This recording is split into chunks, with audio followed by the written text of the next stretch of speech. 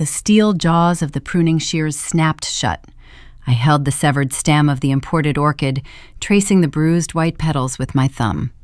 My sister Isabella had sent it last week. It was expensive, beautiful, and dying fast because it had no roots. "It is just about being sensitive right now, Penny," my father said. His voice echoed from the speakerphone resting on my potting bench, tinny and hollow. "Izzy is hitting a rough patch with Preston. Seeing you so happy, getting everything you want, it is rubbing salt in the wound. I cannot walk you down the aisle and leave her sitting in the pew, feeling overshadowed." 3 days. 72 hours before I was supposed to stand at the altar, and Hector Ramirez was dropping out. Not for a medical emergency, not for a delayed flight. He was abandoning me because my happiness was an inconvenience to his favorite daughter. "Your dad is right, sweetie." My mother's voice drifted through the phone, muffled, likely arranging her own vase of cut flowers on the kitchen island.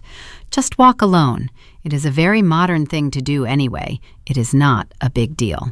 Most people believe family will automatically stand by you when it counts. They are wrong.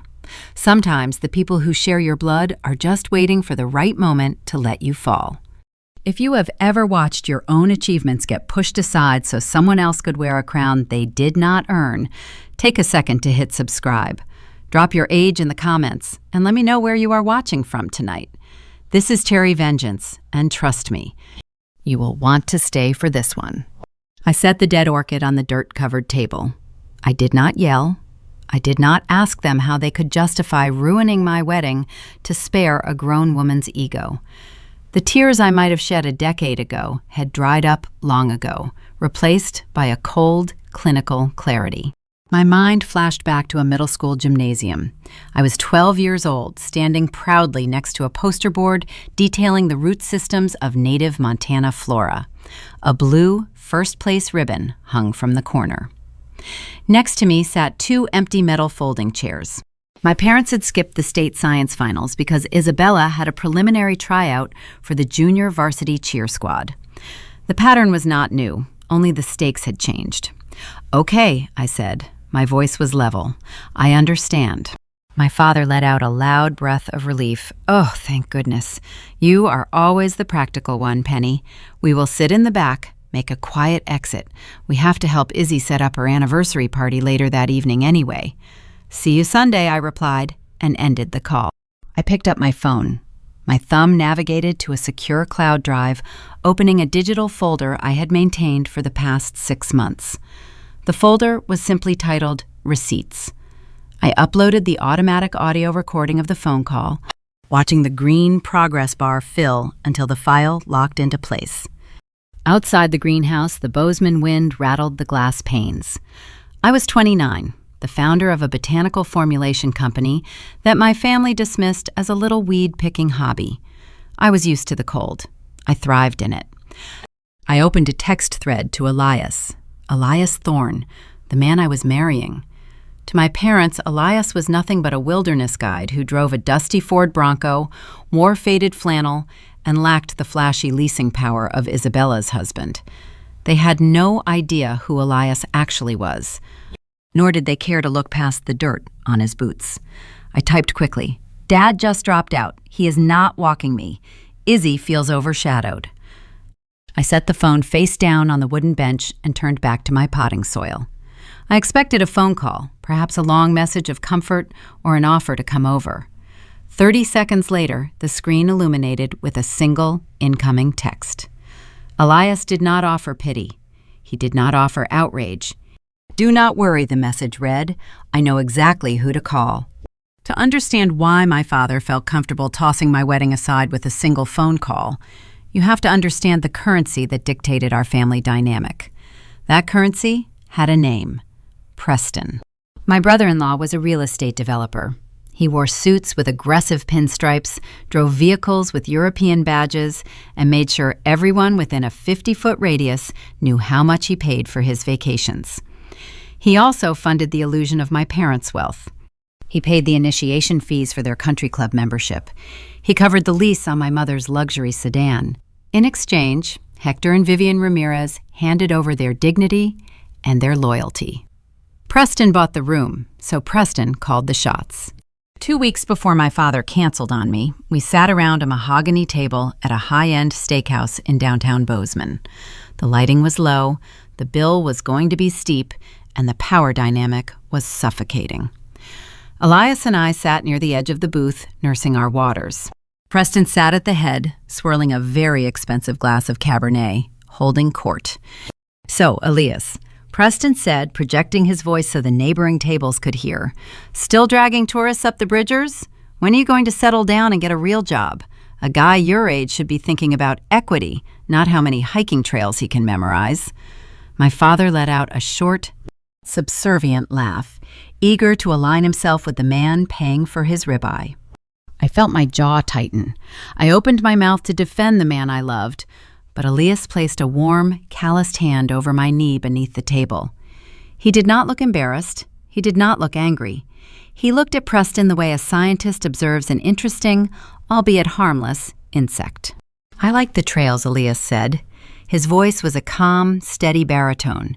"They get me exactly where I need to go." Preston scoffed, shaking his head. "Well, ambition is not for everyone. You need a killer instinct in the real world. Take my new commercial project on the west side. We are building a luxury mixed-use development, retail on the bottom, high-end condos on the top. It is a game changer for the county." My mother leaned forward, eyes wide with practiced admiration. "That sounds incredible, Preston. You are doing so much for the community." "I try, Vivian, I try," Preston said, leaning back and resting his arm across Isabella's chair. "The only headache is the commercial easement. Everything is greenlit. The zoning is prepped, the capital is secured, but the access road requires an easement through an adjacent parcel. And the owner is a stubborn dinosaur." "A dinosaur?" my father asked, eager to participate in the grievance. "Some old rancher sitting on hundreds of acres of prime real estate," Preston complained, waving his hand dismissively. "He refuses to grant the easement, refuses to take a meeting. He does not understand modern capital. He is a fossil holding up progress because he wants to keep his dirt quiet. I told my legal team to find a loophole and squeeze him out. You cannot stop progress." Elias took a slow sip of his water. "Some men value quiet dirt over loud concrete," he offered mildly. Preston rolled his eyes, spoken like a true wilderness guide. "Real money requires concrete, Elias." Isabella, sensing that the conversation had hovered on her husband for too long, tapped her manicured nails against her wineglass. She needed the spotlight returned to its rightful place. "Speaking of progress and exciting news," Isabella announced, her voice rising an octave, "Preston and I decided we are throwing a spontaneous anniversary gala. We want to celebrate our life together and host some of the new investors flying into town." My mother clapped her hands together. "Oh, Izzy! A gala! How glamorous! When are you thinking of hosting it?" Isabella looked directly at me across the table. Her smile was sharp, calculated, and bright. "June 14th. We know it is short notice, but the investors are only in town that weekend, and we just had to make the timing work." The table went dead silent. June 14th was my wedding day. I had sent the save the date cards 8 months ago. My parents did not gasp. They did not point out the obvious scheduling conflict. Instead, my father cleared his throat and looked down at his plate, while my mother immediately began running logistics. "Well," my mother said, her voice tight but accommodating, "we will just have to figure out a tight schedule. We can manage both, right, Hector?" Of course, my father agreed too quickly. "We will make it work. It is a big weekend for the family." I sat frozen. The cruelty was not a byproduct of their busy lives. It was the point. Isabella had chosen that exact date to force a choice, testing the strength of the financial leash. She wanted to prove, in front of everyone, that she could summon our parents away from my defining milestone for a fabricated party. It was a coordinated campaign to starve me of support, to remind me that I was an afterthought. When the dinner finally ended, we spilled out onto the cold Bozeman sidewalk. The night air was sharp, biting at our coats. We walked toward the parking lot where Preston's gleaming silver Porsche Macan sat under a streetlight, looking entirely out of place against the rugged Montana backdrop. Next to it sat Elias's dusty 10-year-old Ford Bronco. Preston unlocked the Porsche with a loud double chirp. "Drive safe, you two," he called out, his tone dripping with condescension. "Hope the old truck starts in this cold." Elias walked past the driver's side of the Porsche. He paused, running a single finger lightly along the pristine fender. He looked at the vehicle, then up at Preston. "Nice ride, Preston," Elias said quietly. "Enterprise Commercial Leasing out of Seattle, right? The Tier 4 corporate package. They do great maintenance on these fleet vehicles." Preston froze. The smug smile vanished from his face, replaced by a sudden, jarring panic. His hand stalled on the door handle. "It is a business expense," Preston snapped, his voice defensive and thin. "Smart capital allocation." "Very smart," Elias agreed, offering a polite nod. "Have a good night." We climbed into the Bronco. Elias started the engine, and it roared to life without a single sputter. As we pulled out of the lot, I watched Preston through the rearview mirror. He was still standing by his car, staring after us, visibly unsettled by the dirt-poor guide who casually identified the exact commercial paper holding his luxury illusion together. I leaned my head against the cold passenger window, watching the streetlights blur past. My mind drifted back to the dinner table, to Isabella's triumphant smile and my parents' immediate capitulation. My sister was a bouquet of cut flowers. She required constant maintenance, expensive vases, and fresh water just to look alive. She needed galas and leased cars and an audience to validate her existence. But without those things, she would wither in a matter of days. I spent my life working with soil. I understood that true growth happened in the dark, beneath the surface, where nobody was watching. I was building roots, deep, unshakable roots that could survive a hard Montana winter. They were trying to erase me, assuming I would wither without their sunlight. They had no idea what kind of storm they were standing in. 48 hours before I was scheduled to put on a white dress, the air inside my greenhouse was thick with the sharp, grounding scent of crushed sage and damp loam. I stood at my stainless steel workbench, carefully measuring a rare alpine botanical extract into small glass vials. This was my sanctuary. Out here, variables could be controlled. Soil acidity could be adjusted. Growth could be nurtured. But the variables outside the glass walls were spinning rapidly out of my hands. My phone vibrated against the metal counter. The caller ID displayed the name Sarah Jenkins. Sarah was the events director for the Bozeman Botanical Gardens, the venue where I was supposed to marry Elias in 2 days. She was also a friend, and she exclusively stocked my bespoke salves in the garden gift shop. I wiped my hands on my canvas apron and accepted the call. "Penny, I need you to listen to me very carefully," Sarah said. Her voice was uncharacteristically tight, stripped of its usual cheerful customer service cadence.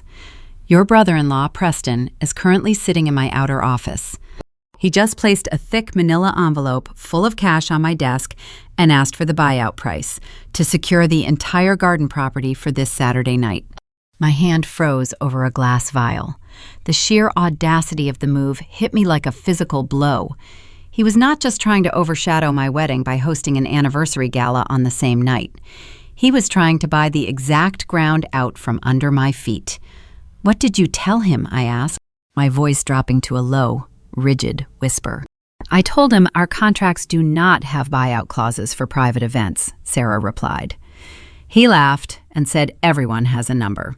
He offered $10,000 cash to cancel your reservation and transfer the permit to his catering team.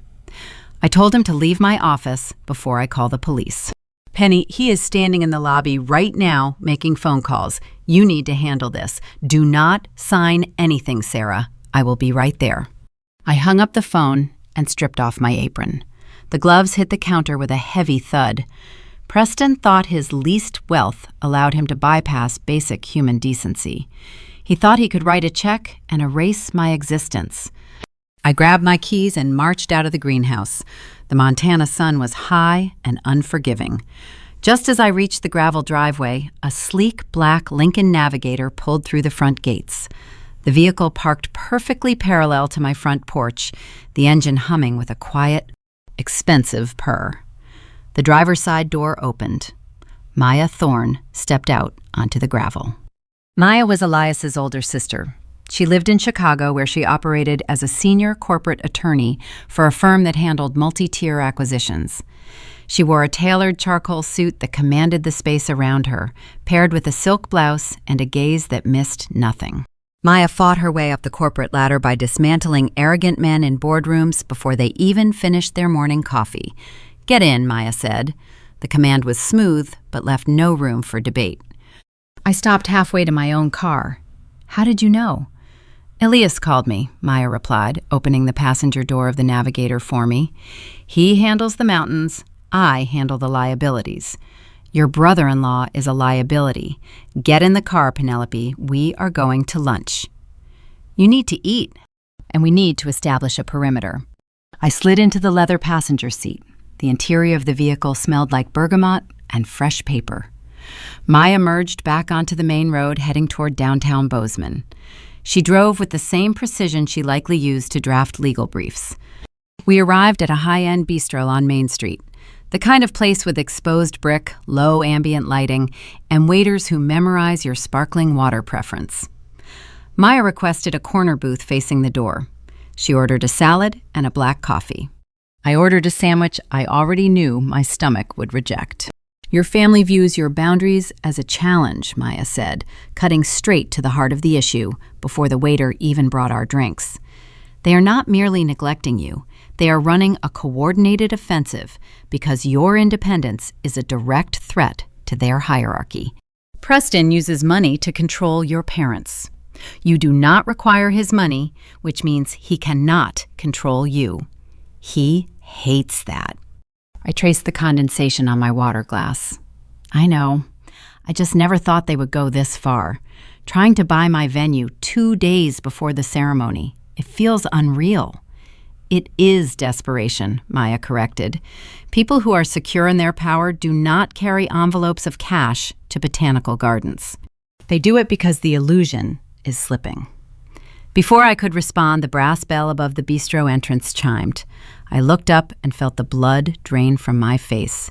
Isabella walked through the door, followed closely by our mother, Vivian. They carried matching shopping bags from a luxury boutique down the street. Isabella wore a designer trench coat, her hair blown out into perfect, effortless waves. She scanned the room, her eyes locking onto our booth. A slow, triumphant smile spread across her face. She sashayed over to our table, pulling our mother along like a reluctant accessory. "Penny, what a surprise!" Isabella practically sang. Her eyes darted over Maya, quickly assessing the tailoring of the suit, the posture, the quiet authority. "We were just picking out some last-minute centerpieces for the gala. The guest list keeps growing. Preston's investors expect a certain level of elegance." She paused, looking at my untouched water glass with faux sympathy. "Such a shame your little garden gathering lacks the budget for imported arrangements.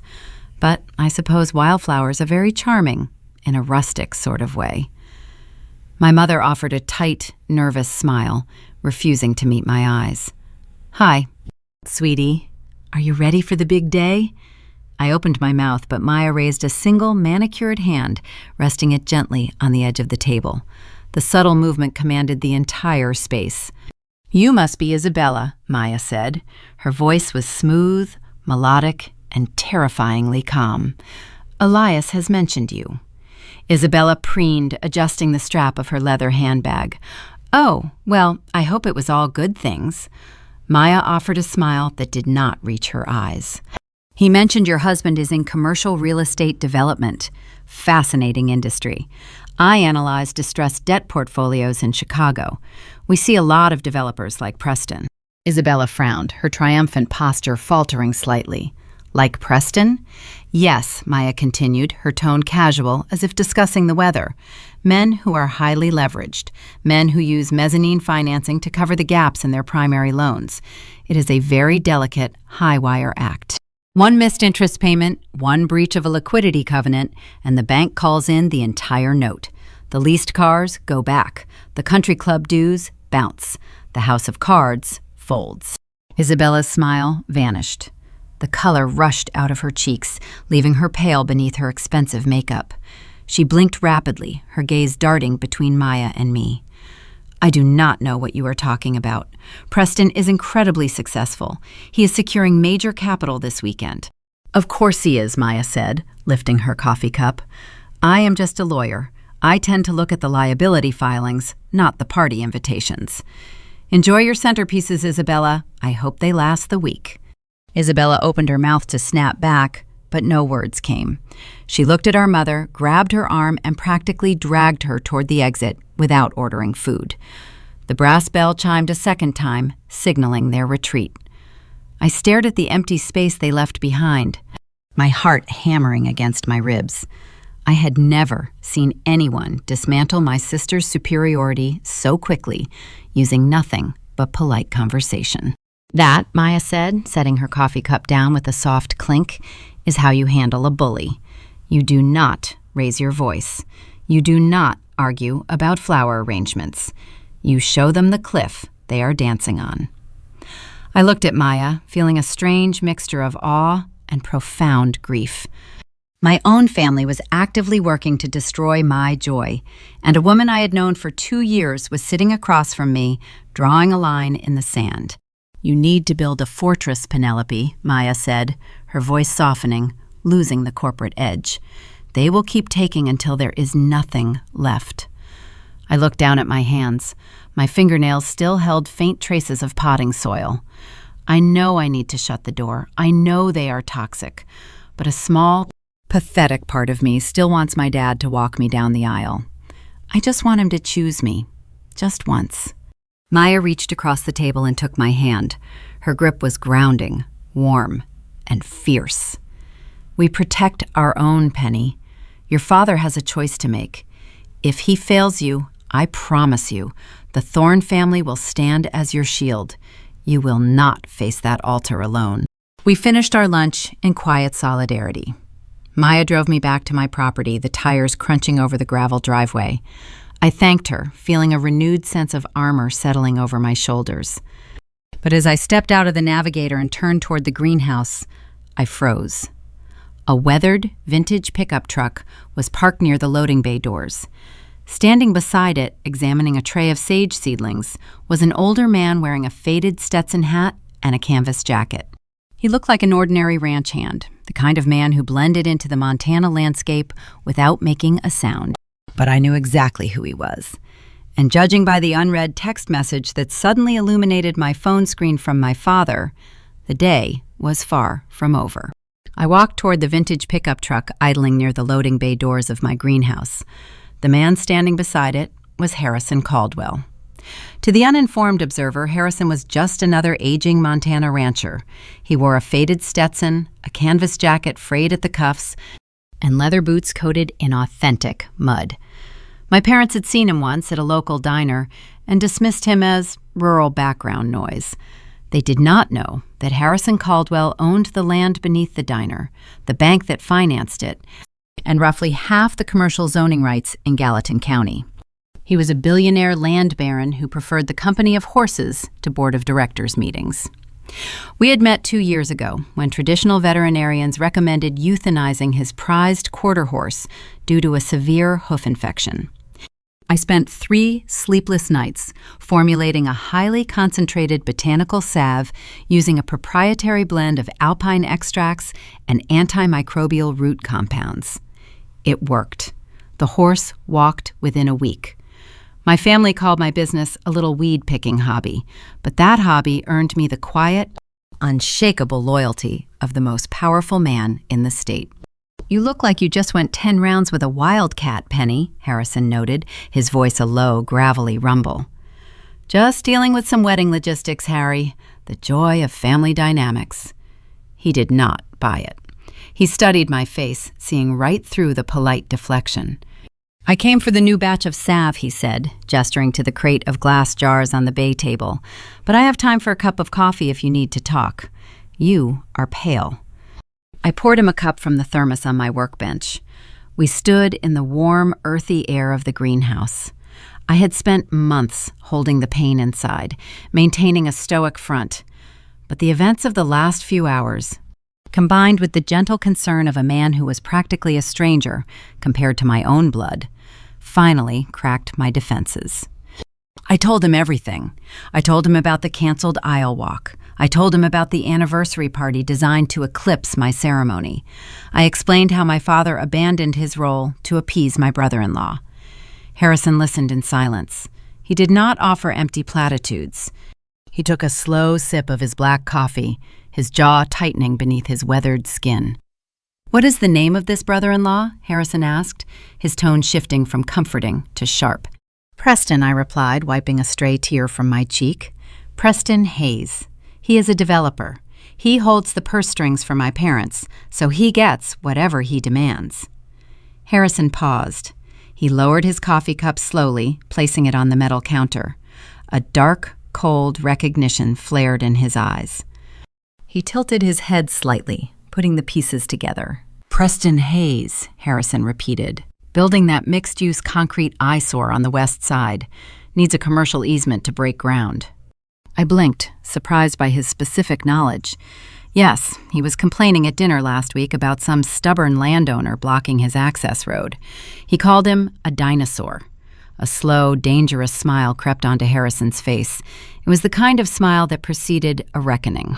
He reached into his pocket, pulled out a thick wad of bills, and placed it on the counter for the salve. "Keep the change," Harrison said. He adjusted his Stetson, his gaze locking onto mine with a fierce, protective intensity. A father's job is to clear the path for his daughter.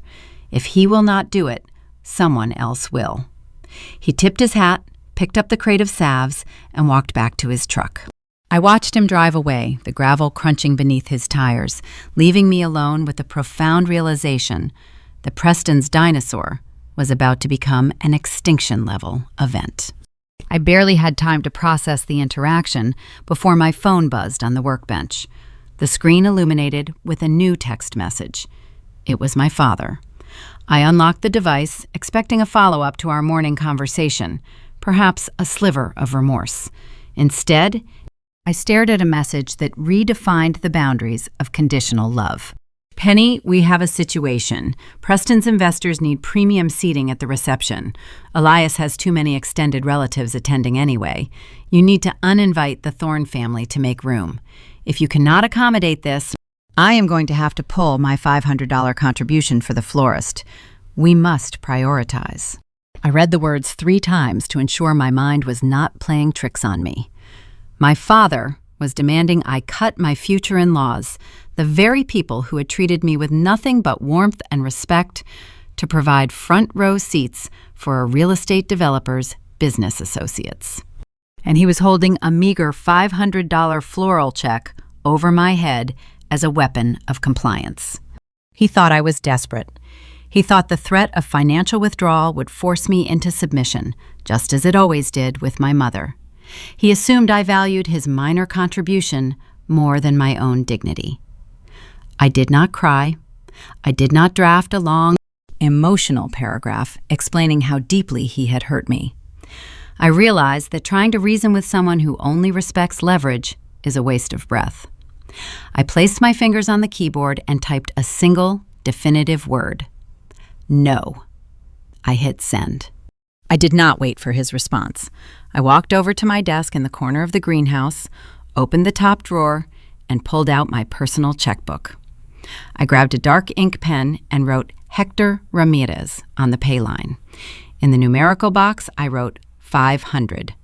On the memo line, I wrote floral contribution refund. I tore the check from the binding, folded it neatly, and slid it into a crisp white envelope. I addressed it to my father, placed a stamp in the corner, and set it on the edge of the desk to go out with the morning mail. My father believed $500 gave him ownership over my guest list.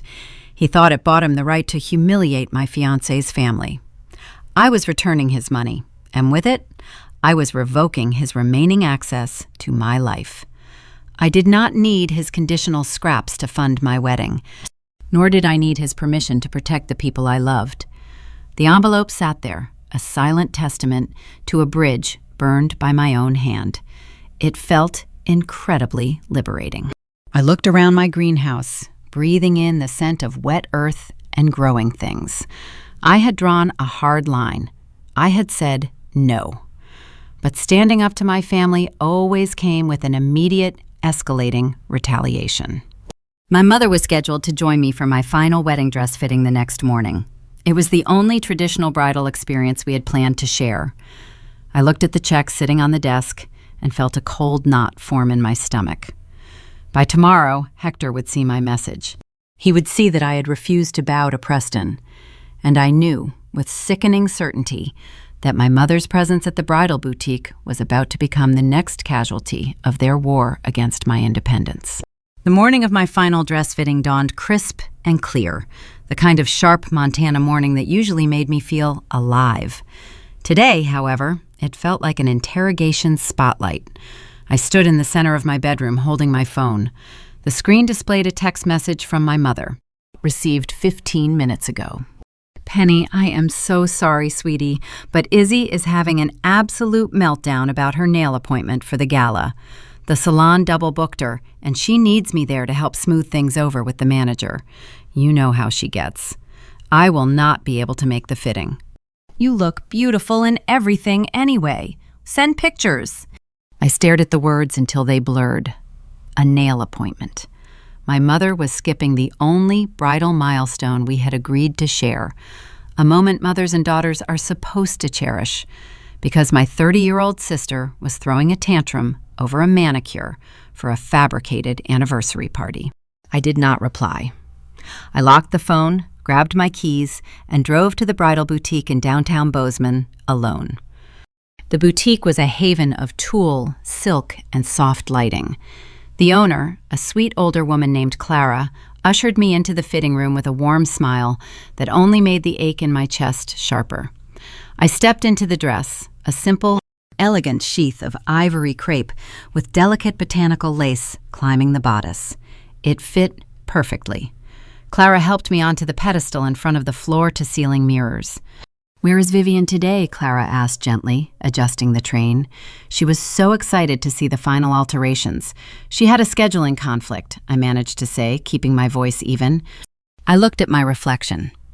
I looked like a bride. But standing there alone in the quiet boutique, the stoic armor I had worn for the past 48 hours finally fractured. I realized I was mourning people who were still alive. I was grieving the parents I needed, the parents I deserved, who continually chose my sister's superficial dramas over my profound milestones. A single tear escaped, hot and fast, tracing a line down my cheek. I squeezed my eyes shut, furious with myself for breaking. A soft chime echoed through the boutique as the front door opened. I heard the steady, confident click of heels approaching the fitting area. "You look magnificent, Penelope," a voice said. I opened my eyes. Maya Thorne was standing in the doorway of the fitting area, wearing a camel-colored cashmere coat over her signature tailored suit. She held 2 cups of coffee from a local roaster. "Maya," I whispered, hastily wiping the tear from my cheek. "What are you doing here?" "Elias mentioned your mother had a last-minute emergency," Maya said, her tone perfectly neutral, though her eyes missed nothing. "I was in the neighborhood, reviewing some contracts. I thought you might need a second opinion on the hemline." She walked over, handed me a coffee, and stepped back to examine the dress. She did not offer pity. She did not ask why my mother was absent. She simply stepped into the void and filled it with undeniable presence. "The lace detailing is exquisite," Maya noted, nodding in approval. "It suits you perfectly. Grounded, elegant, and strong. Clara, could we perhaps bring the waist in just a fraction of an inch? It needs to be flawless." For the next hour, Maya acted as the surrogate mother I desperately needed. She debated veil lengths, discussed shoe options, and offered genuine, thoughtful praise. When Clara brought out the final invoice for the rush alterations, I reached for my purse. Maya was faster. She handed Clara a sleek, black corporate card before I could even unzip my wallet. Maya, no, I protested, my face flushing. I can pay for that. You have already done so much just by being here. Maya turned to me, her expression softening into something fiercely maternal. Put your wallet away, Penny. This is handled. But I cannot ask you to do that, I insisted. You did not ask, Maya replied smoothly, signing the receipt. I offered. You are marrying my brother in 2 days. That makes you family. And in the Thorne family, we protect our own. Your mother made her choice today. I made mine. Now, let us go get some lunch before the rehearsal. The rehearsal dinner was held that evening at a rustic, beautifully restored timber lodge at the base of the Bridger Mountains. The atmosphere was exactly what Elias and I had envisioned, warm, intimate, and filled with laughter. The Thorne family had arrived in full force. Aunts, uncles, and cousins from Chicago and Seattle filled the room. They were a successful, grounded family. They were educators, architects, and business owners, all mingling easily, sharing stories, and treating me not as an outsider, but as a treasured addition to their lineage.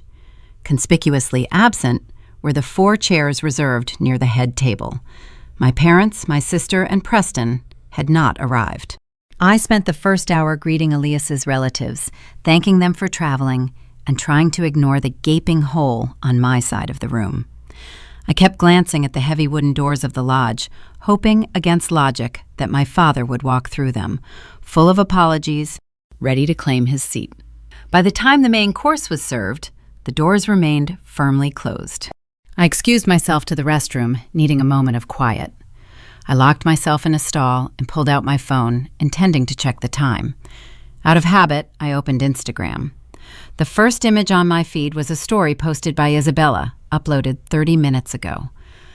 It was a wide shot, taken from a private dining room at the most exclusive steakhouse in Bozeman. The table was laden with expensive cuts of meat, towering seafood platters, and several bottles of high-end champagne. Sitting around the table were Preston's wealthy investors. And sitting directly across from Isabella, raising their glasses in a cheerful toast, were my parents, Hector and Vivian Ramirez. They were not running late. They had not gotten a flat tire. They had chosen to attend a dinner designed to impress Preston's business associates over their own daughter's wedding rehearsal. I stared at the screen, the image burning itself into my memory. The caption Isabella had typed across the bottom of the photo was the final twisting knife. Family is whoever supports your dreams. Cheers to building empires. I felt a cold, hard detachment settle over me. The last remaining thread of hope I held for my family snapped, severing cleanly. I took a screenshot of the image and moved it directly into my secure receipts folder. The evidence was piling up, a documented history of their betrayal. I washed my hands, reapplied my lipstick, and walked back into the dining room. I did not look defeated. I looked resolute. Elias was waiting for me near the stone fireplace. He saw the shift in my posture immediately. He did not ask if I was okay. He simply reached out and pulled me into a quiet, grounding embrace. "They are not coming," I whispered against his chest. "They are at dinner with Preston's investors." Izzy posted it online. Elias pulled back slightly, his dark eyes hardening. "Show me." I handed him my phone, the screenshot still open on the screen.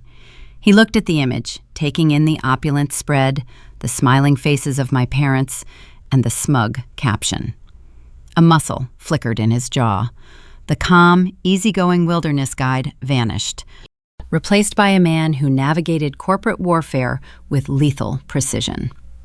He handed the phone back to me and pulled his own device from his jacket pocket. "Excuse me for a moment," Elias said softly. I watched him walk toward the quiet hallway leading to the lodge's administrative offices. He lifted the phone to his ear. I followed him, staying just out of sight, needing to hear what he was doing. Elias's voice was low, carrying the weight of absolute authority. "David, it is Thorne. I need you to pull up the Hayes portfolio, the commercial development in Bozeman. Yes, that one." A brief pause as the person on the other end responded. "I do not care about the projected margins," Elias continued, his tone turning glacial. He has been riding the line on his liquidity covenants for 3 months. We have been extending him grace because of his proximity to Penelope. That grace ends tonight. Another pause. Call the note, Elias instructed. Execute the breach of contract clause immediately. Start the foreclosure proceedings on the commercial parcel by Monday morning.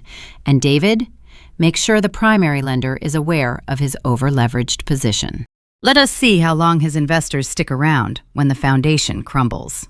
Elias ended the call and slipped the phone back into his pocket. He turned and saw me standing in the shadows. He did not look guilty. He looked like a man who had just dismantled a threat to his future wife. He walked over to me, wrapping his arm around my waist, guiding me back toward the warmth of the dining room where his family was waiting. We stop extending him grace, Elias said quietly, leaning down to press a kiss to my temple. The illusion ends on Monday. Now, let us go celebrate with the family who actually showed up. The morning sunlight poured through the frosted glass windows of the bridal suite at the Bozeman Botanical Gardens. The air inside the room was cool and smelled of crushed eucalyptus, blooming jasmine, and the faint, grounding aroma of damp earth from the grounds outside. It was a space designed for tranquility. I sat in a high-backed velvet chair while a makeup artist applied the finishing touches to my face. My reflection in the gilded mirror showed a woman who looked rested, calm, and ready. Maya stood near the window, reviewing a document on her tablet with the focused intensity of a hawk. She wore an emerald green dress that contrasted beautifully with the rustic wooden beams of the ceiling. The environment was peaceful, lacking the chaotic, frantic energy that usually accompanied any event involving my relatives. My phone vibrated on the marble vanity, the screen illuminated, displaying a new text message from my mother, Vivian. I picked up the device. The message read, "Morning, sweetie. The country club breakfast ran late with Preston's business associates. We are heading over soon. We decided to grab seats in the very back row near the exit so we can slip out quietly right after the vows. Izzy needs help arranging the floral arches for her gala tonight, and the caterers are being difficult. We do not want to hold you up. Cannot wait to see you." I read the text twice. A year ago, reading those words would have shattered my heart. I would have drafted a pleading response, begging them to stay for the reception, offering to change the schedule, twisting myself into knots to accommodate their indifference. Today, the words felt hollow, devoid of any power to wound me. This was the final emotional death of my childhood illusions. My own mother was treating my wedding ceremony like a tedious errand, a minor obligation to be crossed off a checklist before the real event of the day began. Sitting in the back row near the exit was not just a logistical choice. It was a physical manifestation of their emotional distance. I placed the phone back on the vanity. I did not shed a tear. I did not type a reply. Instead, I opened my secure banking application. I navigated past my business accounts, bypassing the heavy balances generated by my botanical contracts, and clicked into my personal checking ledger. I scrolled down to the pending transactions tab. There it sat, glowing on the digital screen. Check number 4092, $500, payable to Hector Ramirez. He had threatened to pull this meager contribution if I did not uninvite my future in-laws to make room for Preston's investors. I tapped the stop payment option. The banking system prompted me for a cancellation reason. I typed 4 words: services no longer required. I hit confirm. The screen flashed green, signaling the successful cancellation. The financial tether snapped. It was a small sum of money, but the symbolic weight of the action was immense. I was no longer a participant in their transactional affection. I locked the phone and slid it into my bridal clutch.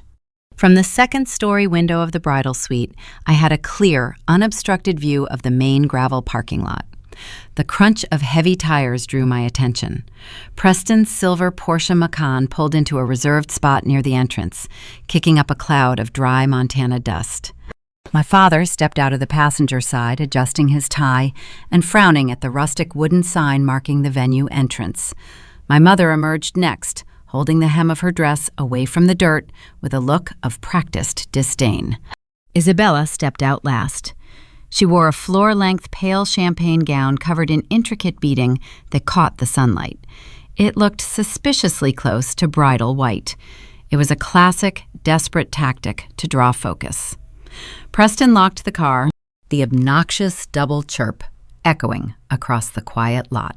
As my family walked toward the wrought iron garden gates, a procession of sleek black Suburbans rolled into the lot, moving in quiet unison. The vehicles were spotless, bearing government license plates and an aura of understated authority. Men and women in impeccably tailored suits began to step out of the SUVs. I recognized the faces from news broadcasts and business journals. One was a sitting state senator known for his strict land conservation policies. Another was the chief executive officer of a major tech firm based out of Seattle. Several influential members of the Chicago legal community, colleagues of Maya, emerged as well. My father stopped in his tracks, staring at the procession. He puffed out his chest, turning to my mother with a smug, self-satisfied smile spreading across his face. "Look at that," Vivian, Hector said, his voice carrying upward on the crisp morning breeze. Preston's investors found the place. He probably invited them to show off his local connections. He is such a good provider for Izzy, bringing high-level capital to a simple garden party. My mother nodded enthusiastically, linking her arm through Hector's. They strutted through the gates, radiating unearned pride. They were thoroughly convinced that the politicians and executives were there to fund a struggling real estate developer. They had no idea those powerful individuals were attending to honor Elias, the man they dismissed as a dirt-poor wilderness guide. The heavy oak door to the bridal suite swung open. Sarah, the events director, stepped inside holding her clipboard. "It is time, Penelope," Sarah said softly, offering a warm, encouraging smile. Maya walked over and gently smoothed the lace on my train. She squeezed my shoulder, a silent transmission of strength, before heading downstairs to take her seat at the front. I gathered the fabric of my skirt and walked out of the suite, descending the sweeping wooden staircase. The string quartet positioned in the garden began to play a soft classical melody that drifted over the manicured hedges and stone pathways. I reached the entrance of the main pavilion. The towering wooden doors remained closed, shielding me from the 150 guests waiting on the other side. I stood there, gripping my bouquet of white peonies and fresh eucalyptus. I was alone. My father was not standing beside me. There was no comforting arm to hold, no proud parent whispering words of encouragement. There was only the quiet rustle of my silk dress against the stone floor. I closed my eyes and took a deep breath, letting the cool mountain air fill my lungs. I prepared myself to push open the doors and face the empty space my family had intentionally left behind. I braced for the pitying stares of the guests who would watch a bride walk down the aisle unaccompanied. Then, a shadow fell across the stone floor beside me. Someone had quietly stepped up to my right side, blocking the glare of the morning sun. I turned my head, and the breath caught in my throat. The string quartet shifted seamlessly into a delicate, resonant arrangement of a classical piece. The music swelled, drifting over the manicured hedges and filling the crisp mountain air. From my vantage point, just behind the heavy oak doors of the pavilion, the sound was both beautiful and terrifying. It was the cue. I gripped my bouquet of peonies, the stems cool and damp against my palms. My heart hammered a frantic rhythm against my ribs. I had spent the last 48 hours building a fortress of logic and stoicism, convincing myself that I did not need my family's approval. But standing there, seconds away from walking down the aisle, the reality of my isolation threatened to pull me under. I expected to walk alone. I expected to face the pitying stares of 150 guests who would watch a bride take the most important walk of her life without a father to guide her. Then, a shadow fell across the stone floor beside me. The scent of expensive cologne and worn leather cut through the floral perfume of the garden. I turned my head. The breath hitched in my throat. Harrison Caldwell stood beside me. He was not wearing his faded Stetson or his mud-caked boots. The billionaire land baron was dressed in a custom-tailored midnight blue Tom Ford suit that fit him with ruthless precision. He looked every inch the titan he was, radiating an aura of quiet, unshakable power that commanded absolute respect. He was 70 years old, but his posture was straight as a Montana pine. "Harry," I whispered, my voice trembling, "what are you doing here?" He turned to me, his eyes crinkling at the corners with genuine warmth. "I told you, Penelope, a father's job is to clear the path. If yours will not do it, I consider it a profound honor to step in." He extended his arm toward me. The gesture was simple, but the weight of it anchored me instantly, the panic receding, replaced by a surge of overwhelming gratitude. I looped my arm through his, feeling the solid, grounding strength of the man who had become a mentor and a protector when my own blood had failed me. "Ready to show them what deep roots look like?" Harrison asked, his voice a low, steady rumble. I nodded, a genuine smile breaking across my face. I am ready. The heavy wooden doors swung open. The afternoon sun spilled into the pavilion, blinding me for a fraction of a second before the scene came into focus. The garden was breathtaking. Rows of white wooden chairs sat on the emerald grass, filled with guests murmuring in quiet anticipation. At the end of the aisle, standing beneath an arch woven with eucalyptus and white roses, was Elias. He looked incredibly handsome in a tailored black suit, his dark eyes fixed entirely on me, holding a promise of a lifetime of safety. We took the first step forward. I felt the immediate shift in the atmosphere. The polite, expectant silence of the crowd shattered. It did not start as a murmur. It started as a collective, audible gasp that rippled through the rows of guests like a physical wave. My eyes found the back row. My father, Hector, was sitting with his arms crossed over his chest, his posture rigid and defensive. He had positioned himself near the exit, wearing a smug expression, fully expecting to watch his youngest daughter endure a humiliating, solitary march to the altar. He wanted me to feel the sting of his absence. Instead, Hector watched me emerge on the arm of Harrison Caldwell. I saw the exact moment my father's brain registered the identity of my escort. The smugness vanished, replaced by an expression of sheer, unadulterated terror. The color drained completely from his face, leaving him looking sickly and gray. He shrank back into his wooden folding chair, suddenly trying to make himself as small as possible. The man he had dismissed as a rural nobody was the most powerful figure in the state, and that man was proudly claiming the daughter Hector had discarded. Beside my father, my mother, Vivian, clapped her hands over her mouth, her eyes wide with shock. She looked from me to Harrison and then to Isabella, who was sitting rigid in her champagne-colored gown, her mouth hanging slightly open in disbelief. But the most satisfying reaction belonged to Preston. Preston, the flashy developer who had tried to buy my venue out from under me. Preston, who mocked my fiancé and flaunted his leased wealth. Preston, whose entire commercial real estate empire currently depended on a stubborn dinosaur granting him a necessary easement. Preston's jaw literally dropped. He gripped the edge of his seat, his knuckles turning white. His eyes darted frantically from Harrison's face to mine, the terrible realization crashing down on him. The dinosaur he had insulted, the landowner he had ordered his legal team to squeeze out, was walking his sister-in-law down the aisle. The power dynamic of the entire Ramirez family disintegrated in the span of 30 seconds. Their financial leash, their carefully curated illusion of superiority, was annihilated by the simple fact of who was holding my arm. Harrison leaned down slightly as we walked, his voice low enough that only I could hear. "Your brother-in-law looks like he just swallowed a lemon," Harrison whispered. "I imagine he is reconsidering his strategy regarding that commercial access road right about now." A bright, genuine laugh bubbled up from my chest. It was not a polite, restrained, bridal chuckle. It was a real, radiant laugh that reached my eyes.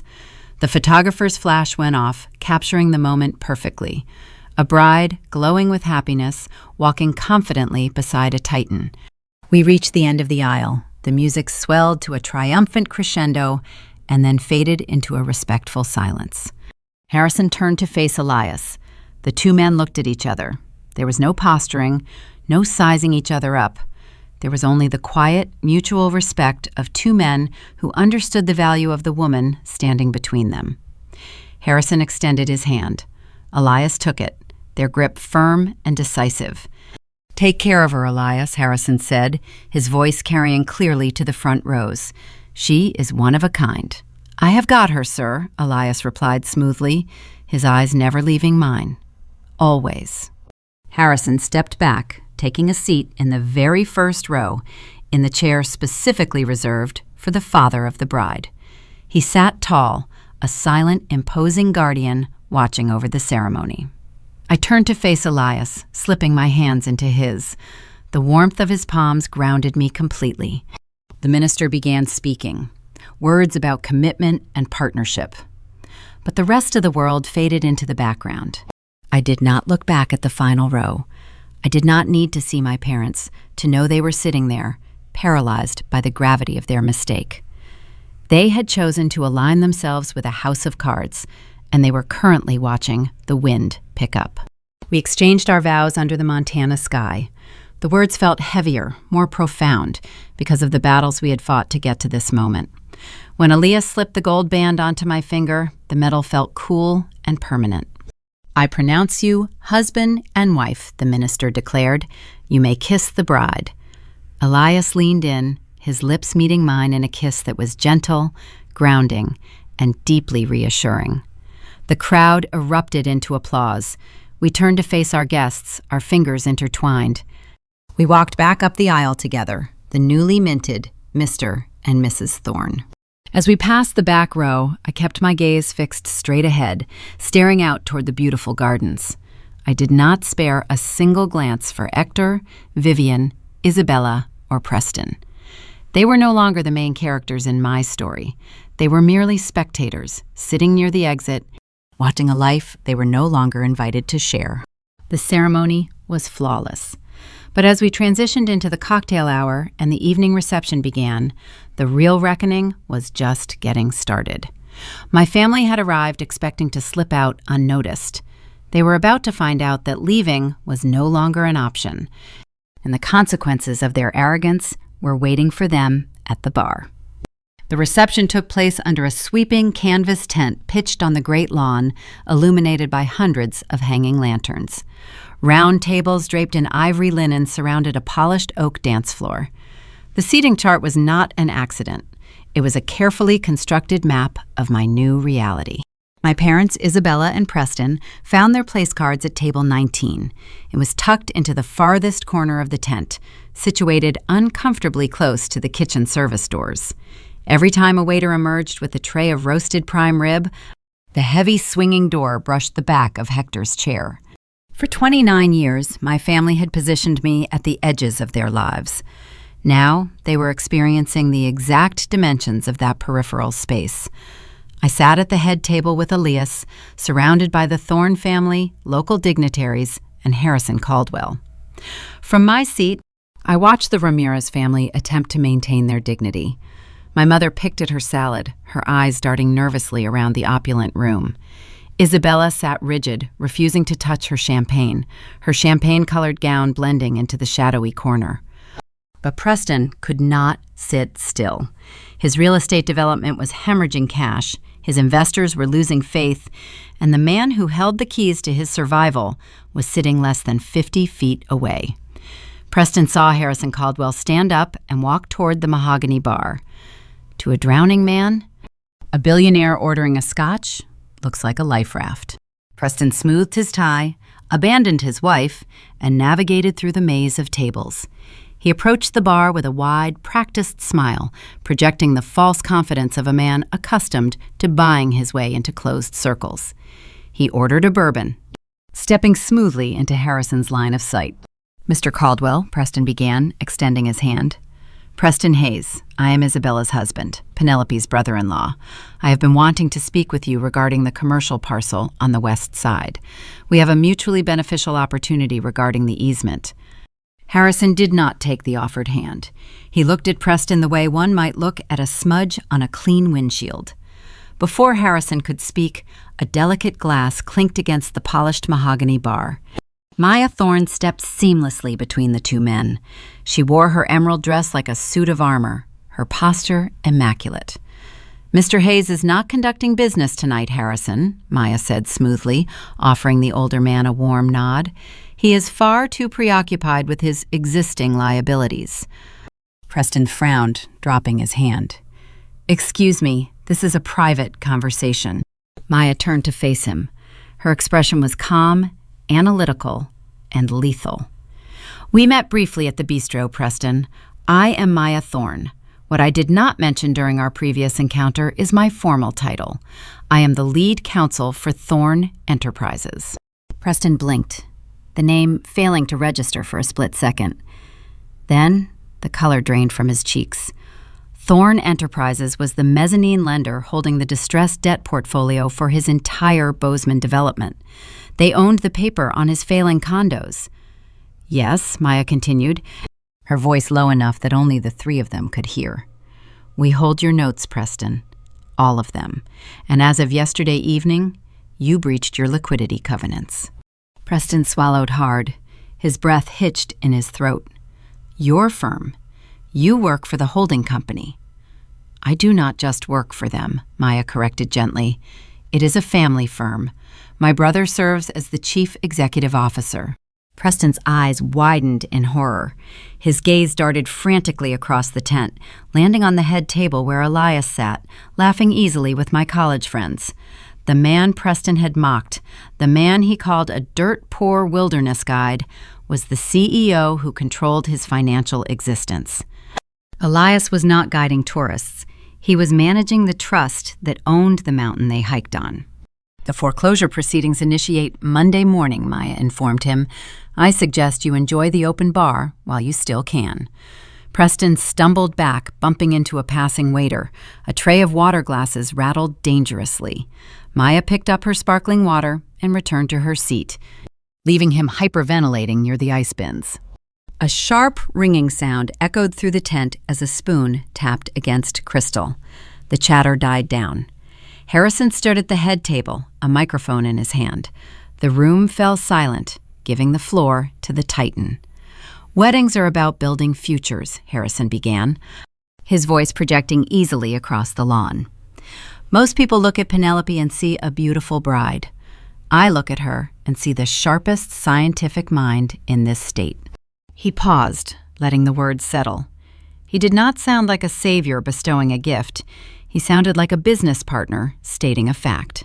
"For the past 6 months, Penelope and I have operated under a strict non-disclosure agreement," Harrison continued. "Tonight, I am formally lifting it. My company, Caldwell Hospitality, spent 2 years searching for a proprietary botanical formulation for our global luxury spas. We tested products from Paris to Tokyo. The only formula that met our stringent standards was created in a small greenhouse right here in Bozeman." I looked at my parents' table. Hector was leaning forward, his brow furrowed in confusion. "6 months ago," Harrison said, his tone ringing with immense pride, "Penelope signed a $5 million exclusive supply contract with my board of directors. She secured it entirely on her own merit. She is not just a formulator. She is a self-made industry leader. Raise your glasses to Mrs. Thorne." The tent erupted. 150 guests stood up, cheering and applauding. The sound was deafening, a roaring wave of validation that washed away decades of being told I was small. Through the standing ovation, I locked eyes with my father. Hector Ramirez remained seated. The reality of the situation crashed down upon him, visible in the sagging lines of his face. The daughter he had dismissed as a weed picker, the daughter he refused to walk down the aisle, was a multimillionaire who held the respect of the most influential people in his world. He had bet his entire legacy on a shiny leased car, throwing away a diamond to hold on to a piece of broken glass. Isabella could not endure it. The applause felt like physical strikes to her ego. She stood up, her chair scraping loudly against the wooden dance floor. She grabbed her designer clutch and marched toward the exit. She reached the bar, grabbed Preston by the sleeve of his jacket, and dragged her hyperventilating husband out into the cold, dark Montana night. I spent my Monday morning packing a linen suitcase for a flight to Costa Rica. The air inside my house was light, carrying the scent of fresh coffee and the promise of rain. Elias sat at the kitchen island, quietly reviewing a few emails before our departure. While we enjoyed the quiet peace of a new beginning, a storm of unprecedented scale was making landfall on the other side of town. I would learn the precise details of the fallout over the coming weeks, as public filings and local gossip laid the wreckage bare. At 8 o'clock, Preston arrived at his leased executive office. His head throbbed from a weekend of public humiliation. He sat behind his glass desk, desperate to formulate a recovery plan. A heavy cream envelope waited squarely on his keyboard. The return address bore the crest of Caldwell Land Management. Preston tore it open, expecting a harsh negotiation or a demand for a higher percentage of the commercial easement profits. Instead, he found a single page. It was a formal, irrevocable rejection of his access road bid. The legal language spared no feelings. The board cited a fundamental lack of business ethics and poor character as the primary reasons for severing all current and future ties. His mixed-use development project died on that desk. Before he could even set the paper down, an urgent digital notification chimed from his inbox. It was a certified delivery from the legal division of Thorne Enterprises. Notice of default. The mezzanine loans backing his entire corporate structure were called due in full. He had 30 days to produce millions he did not possess. The walls of his glass office suddenly felt very close. Across town, Isabella was fighting her own losing battle. She sat in the plush, velvet-lined office of Bozeman's premier event coordinator. She was determined to salvage her damaged ego by throwing an anniversary gala that would eclipse the whispers from my wedding. She reviewed swatches of imported silk and approved a towering champagne fountain. The event planner presented the final deposit invoice. It was a staggering sum, required upfront to secure the vendors on such short notice. Isabella offered her signature platinum card with a practiced, dismissive flick of her wrist. The planner slid the chip into the terminal. The machine beeped a sharp, negative tone. Declined. Isabella let out a tight, nervous laugh, blaming a bank error. She handed over a secondary credit card. Declined. Her smile turned brittle. She dug into her designer handbag and produced Preston's primary corporate card. The planner ran it. The terminal displayed a clear instruction to confiscate the card. The planner pushed the terminal aside and folded her hands over the desk. The vendors required cleared funds by noon, or the reservations would be released. Isabella stepped out into the hallway, her hands trembling as she dialed Preston. The call went straight to voicemail. By the end of the hour, the planner sent a mass email to the caterers, the florists, and the string quartet. The event was canceled. In a town like Bozeman, the news traveled through the vendor network before Isabella even reached her car. Her social standing evaporated in the span of a single morning. The most devastating blow landed in a quiet suburban living room. Hector and Vivian sat in their armchairs, nursing cold cups of tea. The silence in their house was heavy, punctuated only by the ticking of a grandfather clock. Hector's pride was wounded, but he still clung to the illusion that Preston was a financial titan who had simply suffered a minor setback. He believed the real estate developer would rebound and continue funding their comfortable lifestyle. Then, the home telephone rang. It was Isabella. Her voice was shrill, bordering on hysterical, as she explained the frozen accounts and the public humiliation of the canceled gala. Hector attempted to project authority. He told his daughter to calm down, promising to transfer funds from his and Vivian's home equity line to cover the vendor deposits and bridge the temporary cash flow issue. He hung up the phone, walked into his home office, and logged into his online banking portal. He navigated to the properties section, expecting to see decades of built-up equity. He stopped. He stared at the screen. The numbers defied logic. There was a staggering negative balance listed against their property. It was a second mortgage, large enough to drain every cent of value they owned. Hector clicked on the origination documents, his hands starting to shake. The date on the digital file matched a Tuesday evening, 8 months ago. Hector remembered that specific evening vividly. Preston had arrived at their house carrying a leather briefcase and a bottle of expensive wine. The developer had presented a thick stack of legal documents, claiming he was setting up a specialized, high-yield family trust. Preston told them the trust would automatically cover their country club dues, Vivian's luxury car lease, and future property taxes. He had praised their financial acumen, poured the wine, and pointed to the bottom lines, urging them to sign quickly to secure the interest rate.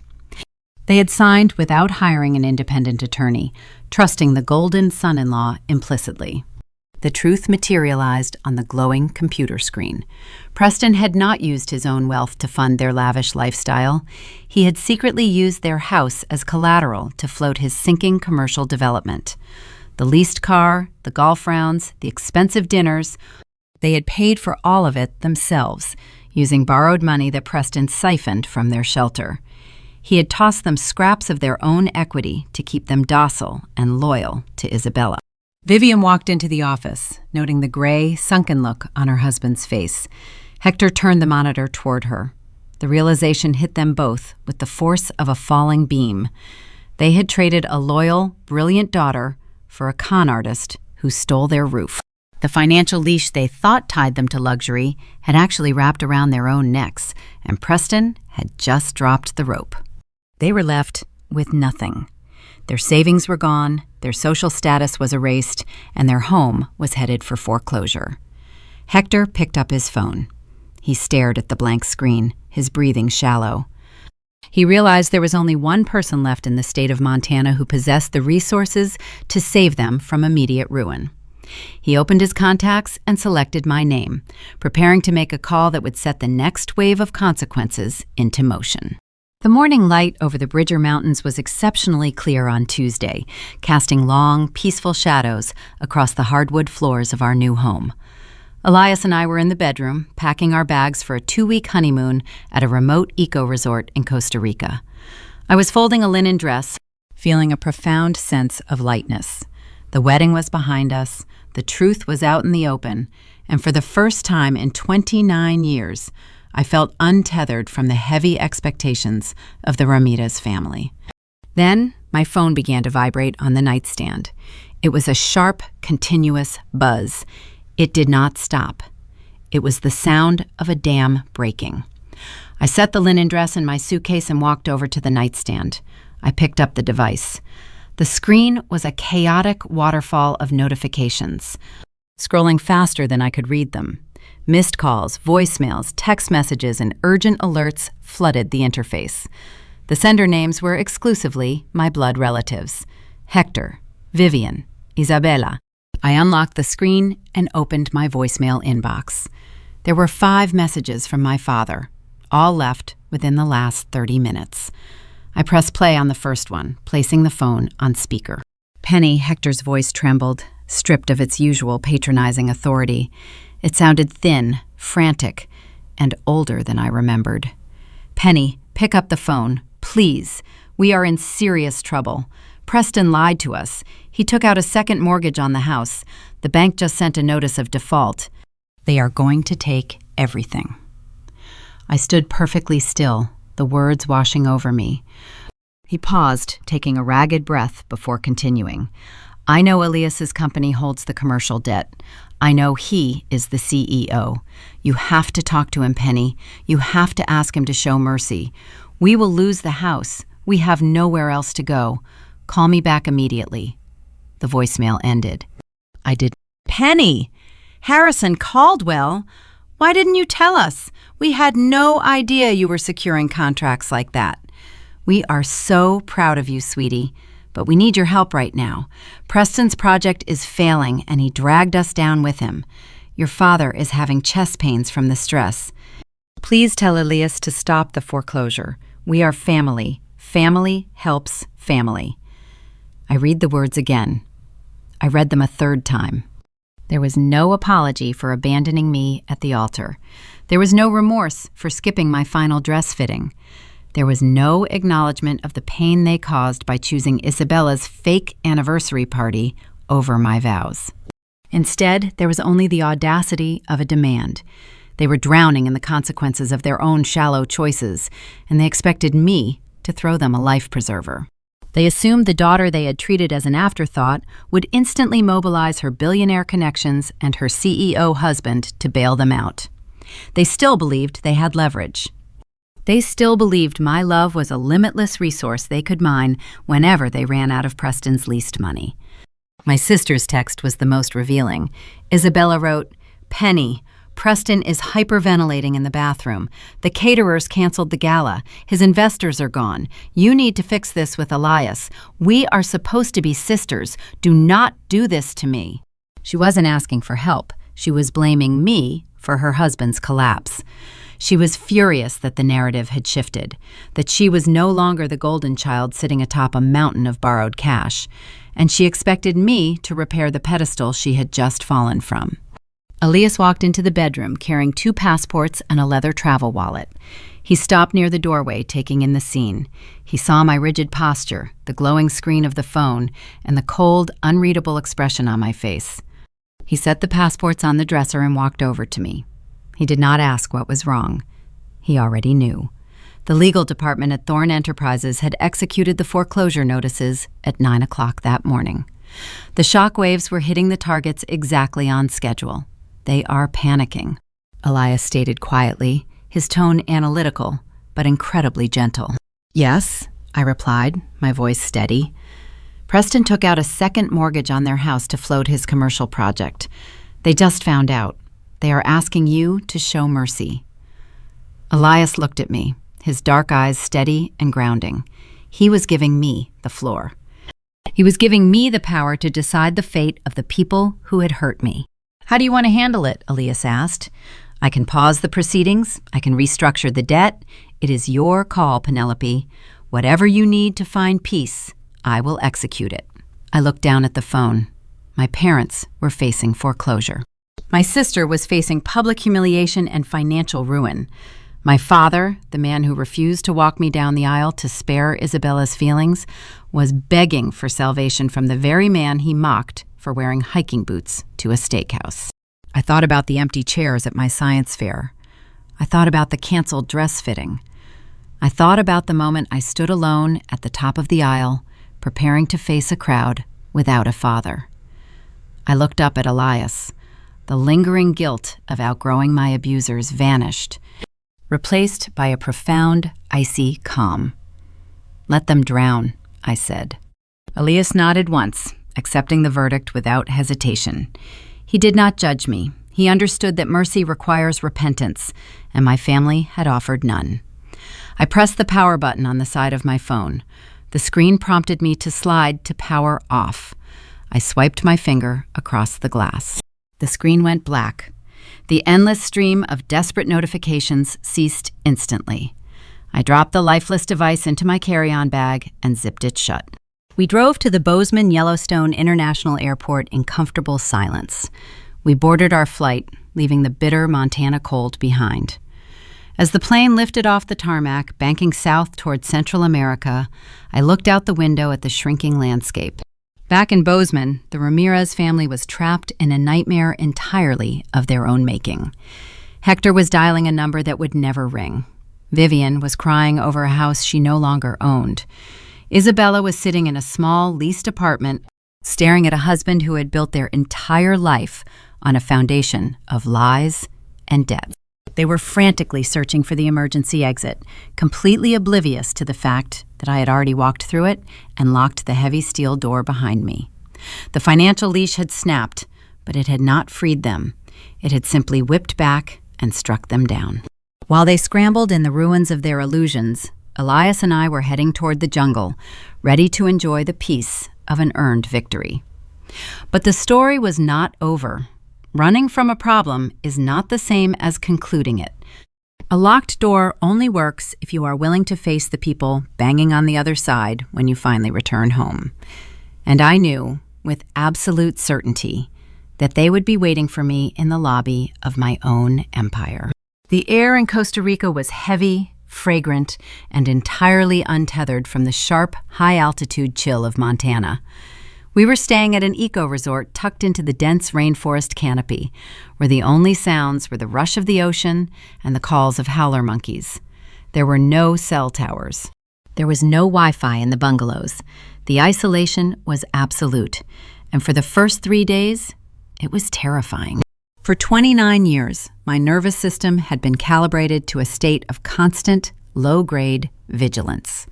I was raised to anticipate the next crisis, the next shift in the wind that would determine whether my family found me acceptable or inconvenient. My survival strategy had always been subservience. I made myself small, quiet, and useful, believing that if I simply required less space, they might eventually offer me a permanent seat at the table. Sitting on the teak balcony of our bungalow, watching the Pacific horizon swallow the setting sun, I felt the phantom vibrations of the phone I had powered down and shoved to the bottom of my suitcase. The silence was profound, yet my mind was deafening. The guilt of outgrowing my abusers was a heavy, suffocating blanket. I kept picturing my father, the man who had taught me how to ride a bike on a dusty Bozeman road, opening a foreclosure notice. I pictured my mother packing her things into cardboard boxes. I was safe, surrounded by luxury and the man I loved, but the conditioned reflex to fix their problems pulled at me like an undertow. Elias walked out onto the balcony carrying 2 glasses of fresh passion fruit juice. He wore linen trousers and a plain white shirt, his shoulders relaxed. The corporate titan who had dismantled my brother-in-law's empire just days ago was gone, replaced entirely by the grounded wilderness guide I had fallen in love with. He set the glasses on the small table and sat beside me. He didn't ask what I was thinking. He didn't try to distract me with forced cheerfulness. He simply existed in the quiet space alongside me, offering a steady, unshakable presence. "You are waiting for the other shoe to drop," Elias observed softly, his dark eyes tracking a macaw flying past the canopy. "I am waiting for the guilt to stop," I admitted, my voice barely louder than the crashing waves below. "I keep thinking about the house, the one I grew up in. I know they brought this on themselves. I know Preston is a fraud. But knowing that doesn't erase the fact that my parents are losing everything, and I have the power to stop it, and I am choosing not to." Elias turned to face me. He didn't offer a platitude. He didn't tell me they deserved it. He offered something much more profound. "Peace is not the absence of conflict, Penelope," Elias said, his voice a low, resonant anchor. "Peace is the presence of unshakable boundaries. You spent your entire life believing that love was transactional. You believed you had to earn your keep by absorbing their toxic behavior. What you are feeling right now isn't guilt, it is grief. You are grieving the family you deserved, but never actually had." I stared at the condensation forming on the glass of juice. He was right. The ache in my chest wasn't born from a desire to rescue them. It was born from the realization that even if I did rescue them, it wouldn't change anything. If I wired them the money, if I saved their house, they wouldn't suddenly respect me. They wouldn't apologize for abandoning me at the altar. They would simply view my resources as the new financial leash, replacing Preston's empty promises with my hard-earned capital. The dynamic wouldn't heal. It would just reset. "They will expect you to fix it when we get back," Elias continued, his gaze unwavering. "They will try to use the history you share to bypass the boundaries you just established. You have to decide, right here, on this balcony, who you are going to be when that happens. Are you going to be the daughter who seeks their approval, or are you going to be the woman who built an empire?" The question hung in the humid air, heavy and definitive. I looked down at my hands. They were the hands of a botanist. They were calloused, strong, and capable of coaxing life out of the harshest soil. I had built a $5 million enterprise from nothing. I had secured the loyalty of a billionaire land baron through sheer competence. I had walked down an aisle and pledged my life to a man who saw me entirely. I had spent my life tending to the roots of my own existence, while my family worshipped cut flowers. I had survived the drought. I did not need to apologize for blooming. "I am the woman who built an empire," I said. The words tasted foreign at first, but as they left my lips, they solidified into a hard, undeniable truth. Elias smiled. It was a slow, brilliant smile that reached his eyes. "Yes, you are." The shift was internal, but it was absolute. Over the next 10 days, the phantom vibrations ceased. The urge to power on my phone and check the voicemails evaporated. I swam in the warm ocean, hiked through the dense rainforest trails, and spent hours talking with Elias about the future we were going to build in Montana. I stopped agonizing over my parents' self-inflicted ruin. I accepted that I could not save people who were determined to drown themselves in the pursuit of an illusion. Their choices were their own, and the consequences belonged to them. I was no longer the discarded underdog hoping for scraps from the high table. I had built my own table, and I controlled the guest list. On the final morning of our honeymoon, I packed the linen dress back into my suitcase. I retrieved my phone from the bottom of the bag. I held the cold, rectangular device in my palm. I knew that the moment I powered it on, the notifications would flood the screen. The desperate pleas, the angry demands, the panicked updates regarding Preston's collapsing world. I didn't turn it on. I slipped it into the side pocket of my carry-on bag, leaving the screen dark. I would handle it when we landed in Bozeman, on my own terms, in my own time.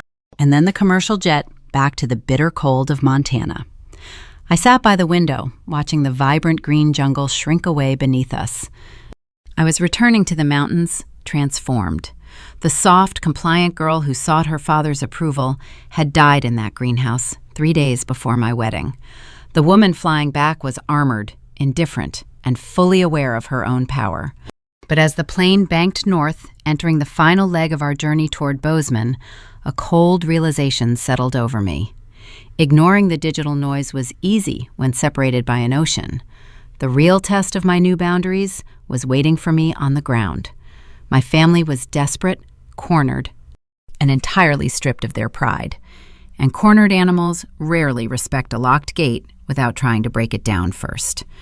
I knew they wouldn't wait for an invitation.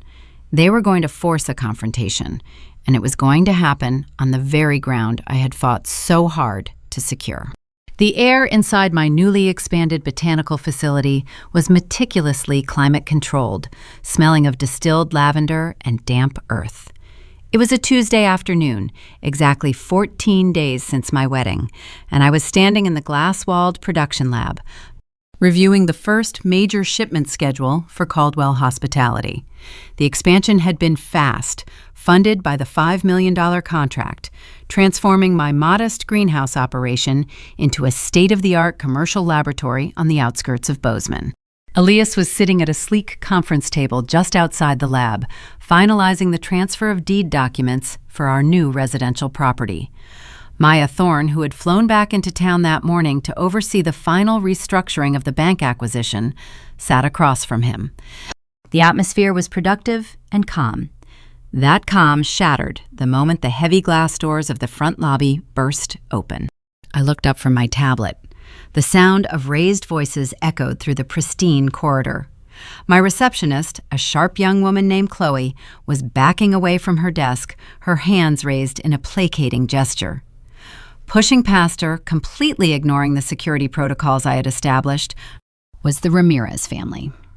Hector led the charge, his face flushed, wearing a suit that suddenly looked a size too big for him. Vivian followed closely, her expression a mix of panic and indignation. Isabella trailed behind, her designer coat clutched tightly around her, dragging a hollow-eyed Preston by the arm. They looked desperate. They looked like people who had spent the last 2 weeks bleeding out socially and financially and had finally decided to corner the only surgeon who could stitch them back together. I did not run to hide in the lab. I did not call security. I placed my tablet on the stainless steel counter, smoothed my white lab coat, and walked calmly out into the lobby. Elias and Maya stood up simultaneously, moving to flank me with quiet, lethal precision. "Penny!" Hector shouted, his voice cracking as he spotted me. "Tell this girl to step aside. We are your family. We do not need an appointment to see you." "Actually, Hector, you do," I said. My voice was steady, projecting clearly across the lobby. "You bypassed security. You are trespassing." "Trespassing?" Vivian gasped, clutching her pearls in a dramatic practiced gesture. "We are your parents. We are in a crisis, Penelope. We have been trying to reach you for weeks. Why is your phone off?" Preston broke away from Isabella's grip. He looked physically ill. The arrogant developer who had mocked Elias's boots was gone. In his place stood a man facing total financial annihilation. He scrambled forward, completely ignoring me, and locked his terrified gaze on Elias. "Elias, please," Preston begged, his voice trembling. "You have to stop the foreclosure, the commercial site, the residential mortgage.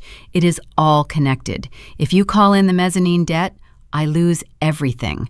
I am your brother-in-law. You cannot do this." Elias looked at Preston with the cold, analytical gaze of a CEO assessing a bad asset. He did not step forward. He did not raise his voice. "I am not your brother-in-law, Preston," Elias said quietly. "I am the Chief Executive Officer of Thorn Enterprises. You breached your liquidity covenants. You over-leveraged your assets. The foreclosure is proceeding because you are insolvent. It is a business decision. It has absolutely nothing to do with family." Isabella lunged forward, tears streaming down her face. They were perfect, cinematic tears, designed to manipulate. "How can you say that, Elias? We are family. Family sticks together when things get hard. Penny, please, you have to talk to him.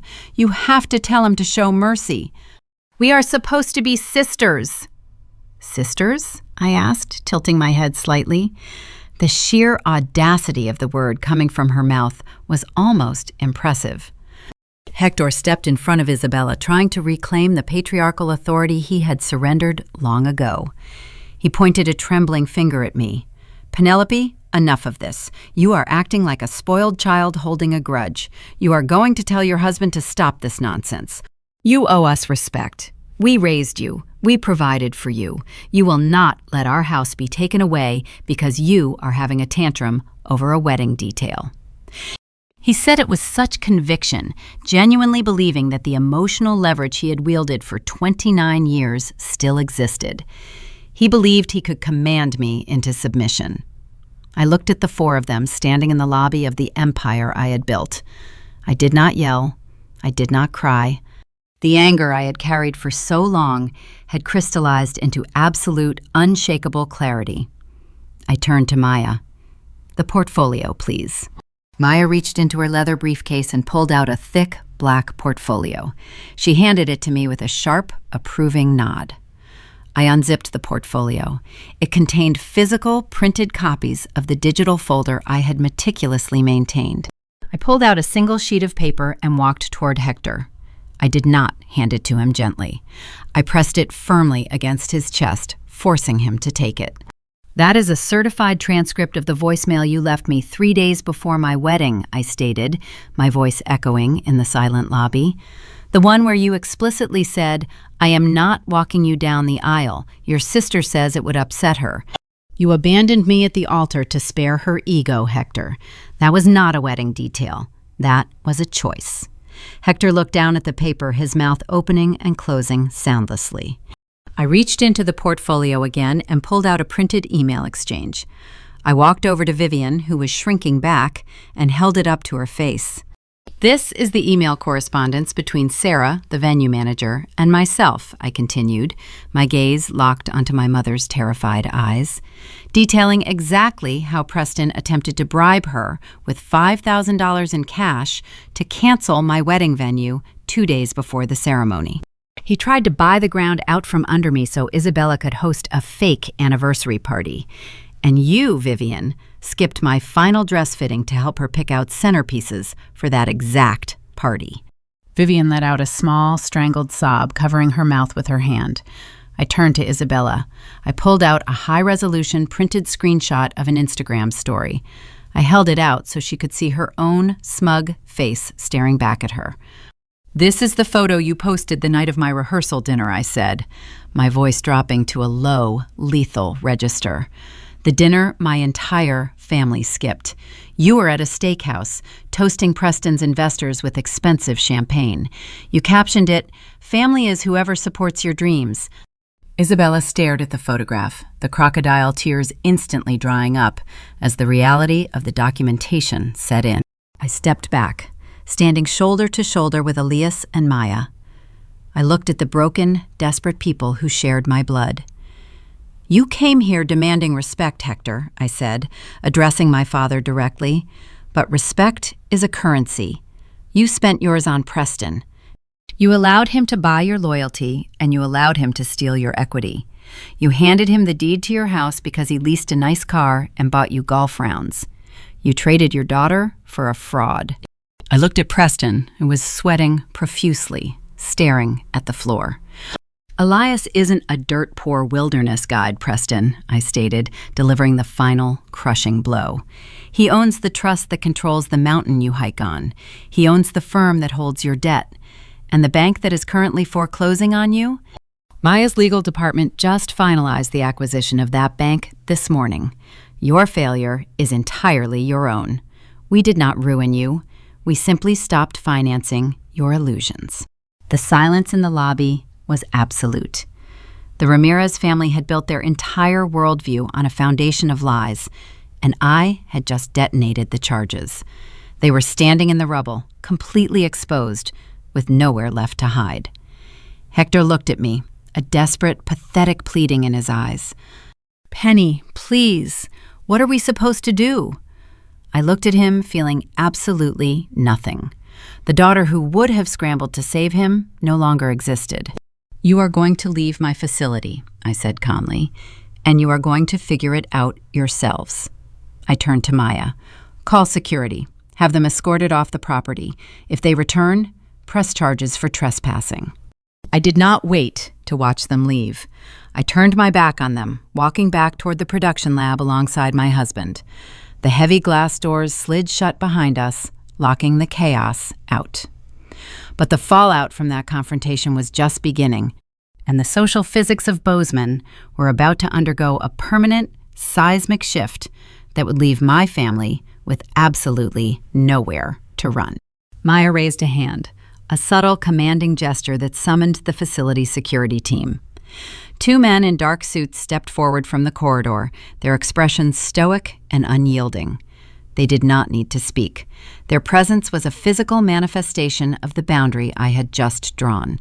Hector looked at the security guards, then back at me. The indignation that had fueled his initial charge into the lobby evaporated, leaving only a hollow, pathetic disbelief. He had spent his entire life operating under the assumption that family ties granted him an unlimited pass for bad behavior. He was discovering, in real time, that those ties had been severed completely. Vivian reached for his arm, her manicured fingers trembling.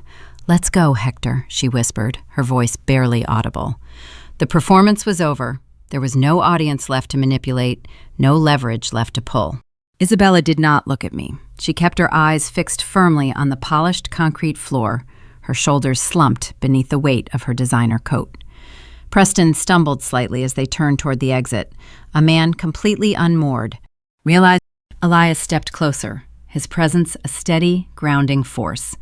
Maya adjusted the lapels of her jacket, returning her focus to the tablet she held. The confrontation was over, but the fallout was just beginning. In a town like Bozeman, news traveled faster than a prairie fire. The social physics of the community shifted instantly, reacting to the gravitational pull of Preston's collapse. The Monday morning following the ambush, Preston's Chapter 11 bankruptcy filing hit the public registry. It was not a quiet restructuring, it was a loud, messy liquidation of assets. The immediate consequence was a swift and brutal expulsion from the circles they had fought so hard to infiltrate. The country club, a bastion of exclusivity that valued optics above all else, did not wait for the dust to settle. They suspended Hector and Vivian's membership, citing unpaid dues and a vague violation of community standards. The reality was much simpler. Preston's leased wealth was gone, and my parents were no longer considered valuable assets to the club's ecosystem.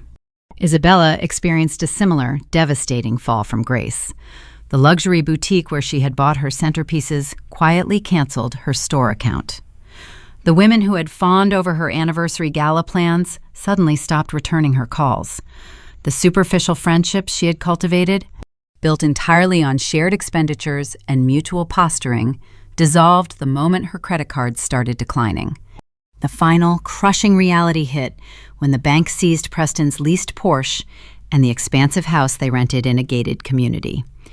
Isabella, the woman who had mocked my botanical business and my modest lifestyle, was forced to pack her designer wardrobe into cardboard boxes. She and Preston moved into a cramped two-bedroom apartment on the outskirts of town. She was experiencing the exact financial anxiety she had always assumed was beneath her, and she had to navigate it without the safety net of her parents, who were drowning in their own crisis. Hector and Vivian were fighting a losing battle against the second mortgage Preston had secured on their home. The bank was relentless, the foreclosure notices piling up on their kitchen counter like a ticking clock.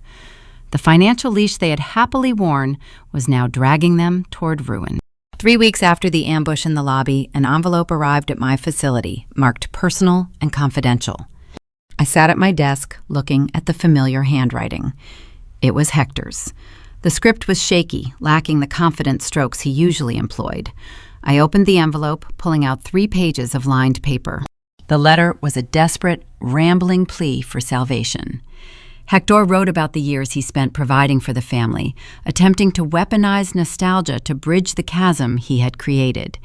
He detailed the impending loss of the house, the shame of being dropped by the country club, and the physical toll the stress was taking on Vivian. He claimed Preston had deceived them, portraying themselves as innocent victims of a complex financial scheme. He did not apologize for the wedding. He did not mention the aisle refusal, or the canceled dress fitting, or the coordinated campaign to erase me. The entire letter was a carefully constructed narrative designed to extract a bailout. He was asking for a loan, a significant sum of money, to satisfy the bank and save their home. He promised to repay it, a hollow vow from a man who had already surrendered his integrity. I read the 3 pages slowly. I did not feel a surge of vindictive joy, nor did I feel the familiar, suffocating guilt that used to govern my decisions. I felt a profound, chilling indifference. I placed the letter on the desk. I did not draft a lengthy reply detailing their hypocrisy. I did not need to explain my reasons or justify my refusal. The time for communication had passed. I opened the top drawer of my desk and retrieved a piece of heavy, cream-colored cardstock. I uncapped a dark ink pen and smoothed the paper flat. I thought about the 12-year-old girl standing alone at the science fair. I thought about the bride who walked down the aisle holding the arm of a billionaire because her own father refused to. I thought about the constant, exhausting effort required to shrink myself to fit into their conditional love. I pressed the pen to the paper. I did not write a salutation. I did not sign my name. I wrote a single, definitive sentence. I hope you find the peace you refused to give me. I folded the cardstock and slipped it into a fresh envelope. I addressed it to my parents' house, a house they would not own for much longer. I did not include a check. I did not offer a lifeline. I walked out to the reception area and handed the envelope to Chloe, asking her to ensure it went out with the afternoon mail. I watched the mail carrier collect the outgoing stack, feeling the final, heavy lock slide into place on the gate I had built. The emotional wall was impenetrable. I had officially severed the last remaining thread connecting me to the Ramirez family. But as I turned back toward the lab, ready to focus on a new formulation for Caldwell hospitality, my phone vibrated in my pocket. It was a message from Maya. She had been reviewing the final audit of Preston's distressed assets, and she had discovered an anomaly. A hidden account, buried deep within the LLC structures, containing a substantial sum of money that Preston had diverted before the bankruptcy filing. The message was brief, but the implication was explosive. Preston was not just a terrible businessman. He was attempting to commit federal fraud, and my parents were listed as the primary guarantors on the account he used to hide the funds. The financial collapse was about to become a criminal investigation, and the Ramirez family was sitting directly in the blast radius. The following Thursday brought a biting, unseasonable frost to Bozeman, a stark reflection of the reality settling over my parents' house. The bank had finalized the preliminary foreclosure proceedings, placing a heavy, inescapable deadline on their occupancy. Hector Ramirez, a man who had measured his self-worth by the square footage of his home and the prestige of his country club, was now navigating the humiliating mechanics of sheer survival. The refrigerator was nearly empty. Vivian had spent the morning crying over a collection of silver serving platters she was attempting to polish before pawning them downtown. The leased Lexus was long gone, repossessed quietly in the middle of the night. Hector needed to buy groceries, but his primary checking account was frozen due to the cascading defaults tied to Preston's fraudulent trust. He sat at his heavy mahogany desk in the home office, pulling open drawers and sorting through stacks of unsent mail, looking for any overlooked cash or forgotten gift cards. In the bottom drawer, wedged beneath a stack of final utility notices, his fingers brushed against a crisp white envelope. Hector pulled it out. It was postmarked 2 months ago, the return address bearing my name. He opened the envelope, his hands trembling slightly. Inside sat the personal check I had written him in the greenhouse, the one I had drafted after he threatened to withdraw his meager contribution to my wedding flowers unless I uninvited Elias's family. The check was made out for $500. Hector stared at the piece of paper. For a man who had once casually covered $1,000 dinner tabs on Preston's dime, $500 was a trivial sum. Now it represented a week of groceries, gas money to get to the pawn shop, and a temporary reprieve from the crushing anxiety of an empty bank account. He did not pause to consider the ethical implications of cashing a check from the daughter he had abandoned. He did not care about the memo line that read, "Floral contribution refund." Desperation had stripped away the last remnants of his pride. He grabbed his coat, walked out to his aging sedan, the only vehicle they owned outright, and drove to the local bank branch. The bank lobby was quiet.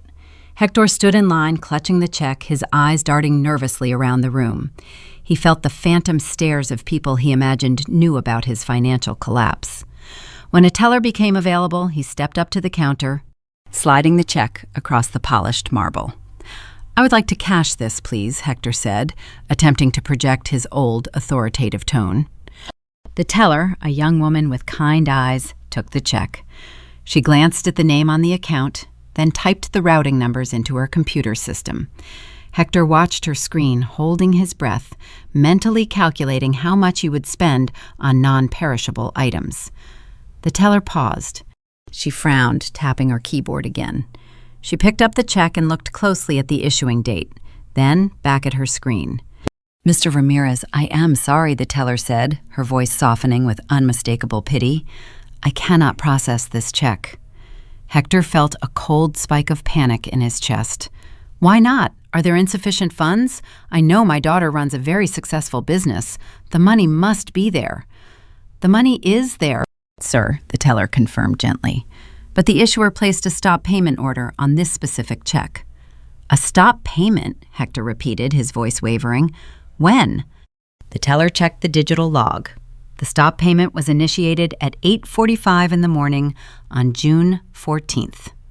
June 14th. The date hit Hector like a physical blow. It was the morning of my wedding. It was the exact hour I sat in the bridal suite, reading a text message from my mother, stating they would sit in the back row and leave early to help Isabella. I had not forgotten to cancel the check. I had executed the cancellation with deliberate precision, ensuring the financial tether was permanently severed before I ever walked down the aisle. Hector stood at the marble counter, the reality of his isolation crashing down upon him. He had traded my loyalty for Preston's illusion, and now he was holding a worthless piece of paper, completely destitute. He took the canceled check from the teller, his hands shaking. and walked out into the freezing Montana wind with absolutely nothing. While Hector faced the immediate consequences of a barren pantry, Preston was enduring a different kind of public humiliation. The bankruptcy court had stripped Preston of his assets, his corporate standing, and his remaining dignity. To satisfy a fraction of his massive, outstanding debts and to avoid further federal scrutiny regarding the hidden accounts Maya had discovered, Preston was ordered to secure immediate, verifiable employment. The court mandated that a portion of his wages be directly garnished by his creditors. The problem Preston faced was his reputation. The commercial real estate sector in Montana is a small, tightly knit community. Everyone knew about his catastrophic failure and his unethical practices. No reputable developer would hire a man who had leveraged his own in-laws into ruin. He applied for managerial positions, consulting roles, and project leadership jobs. He received uniform rejections. With the court deadline looming, Preston was forced to apply for an entry-level position through a temporary labor agency. He needed a paycheck, regardless of the prestige.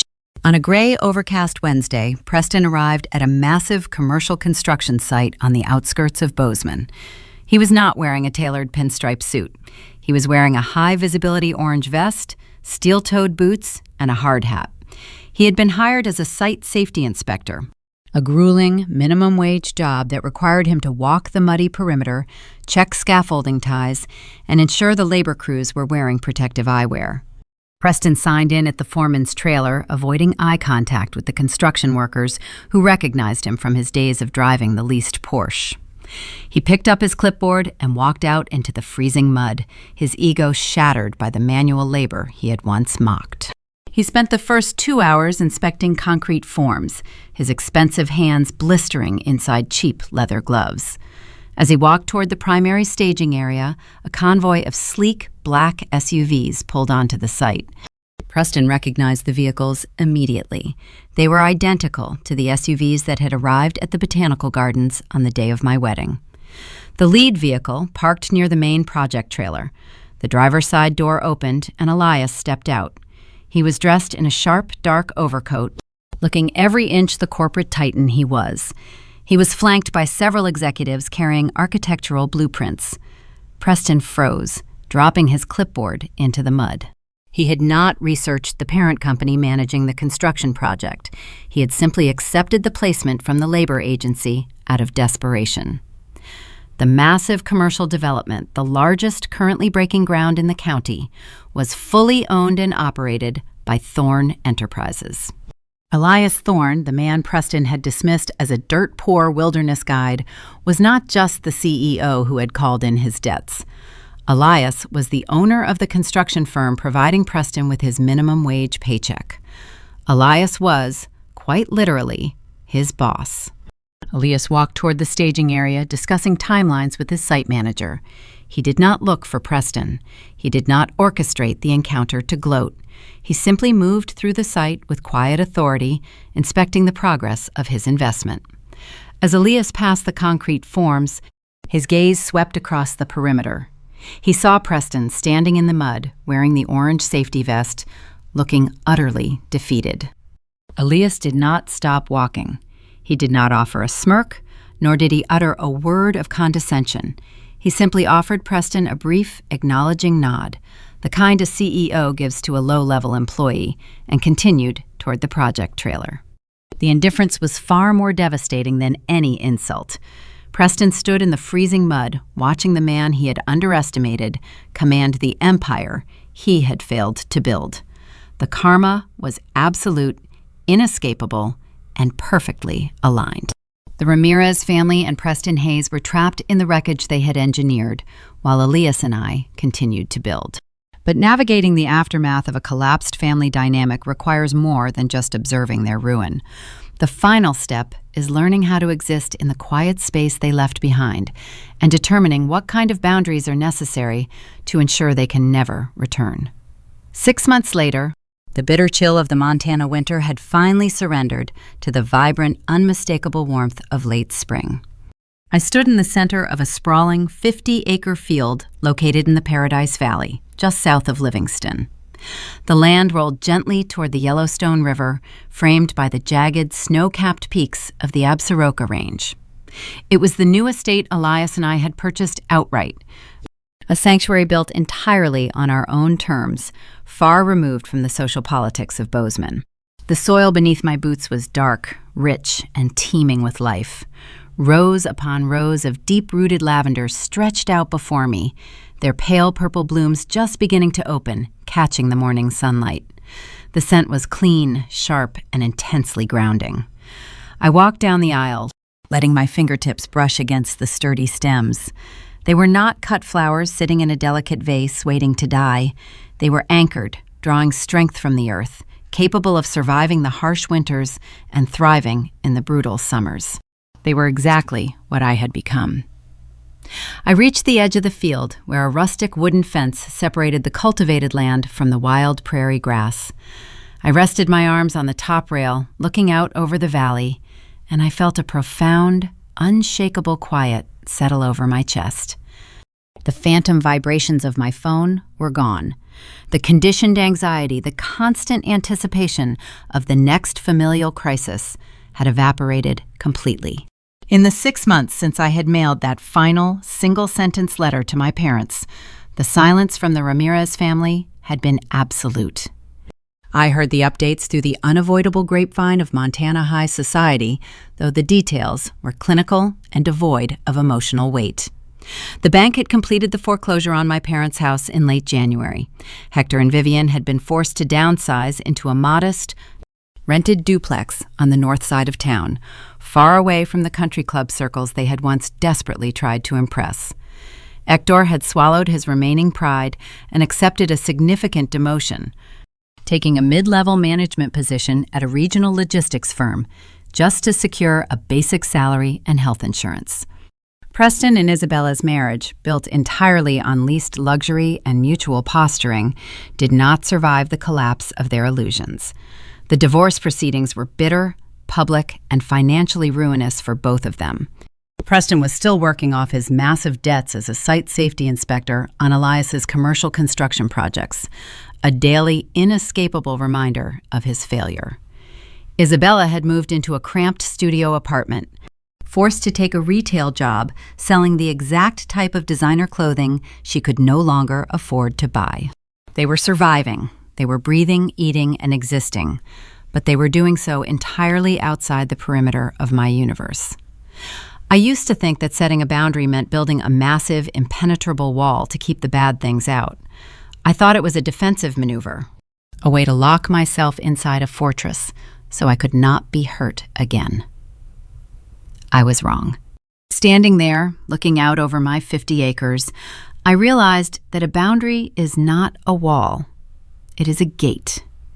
And for the first time in my 30 years on this earth, I was the one holding the key.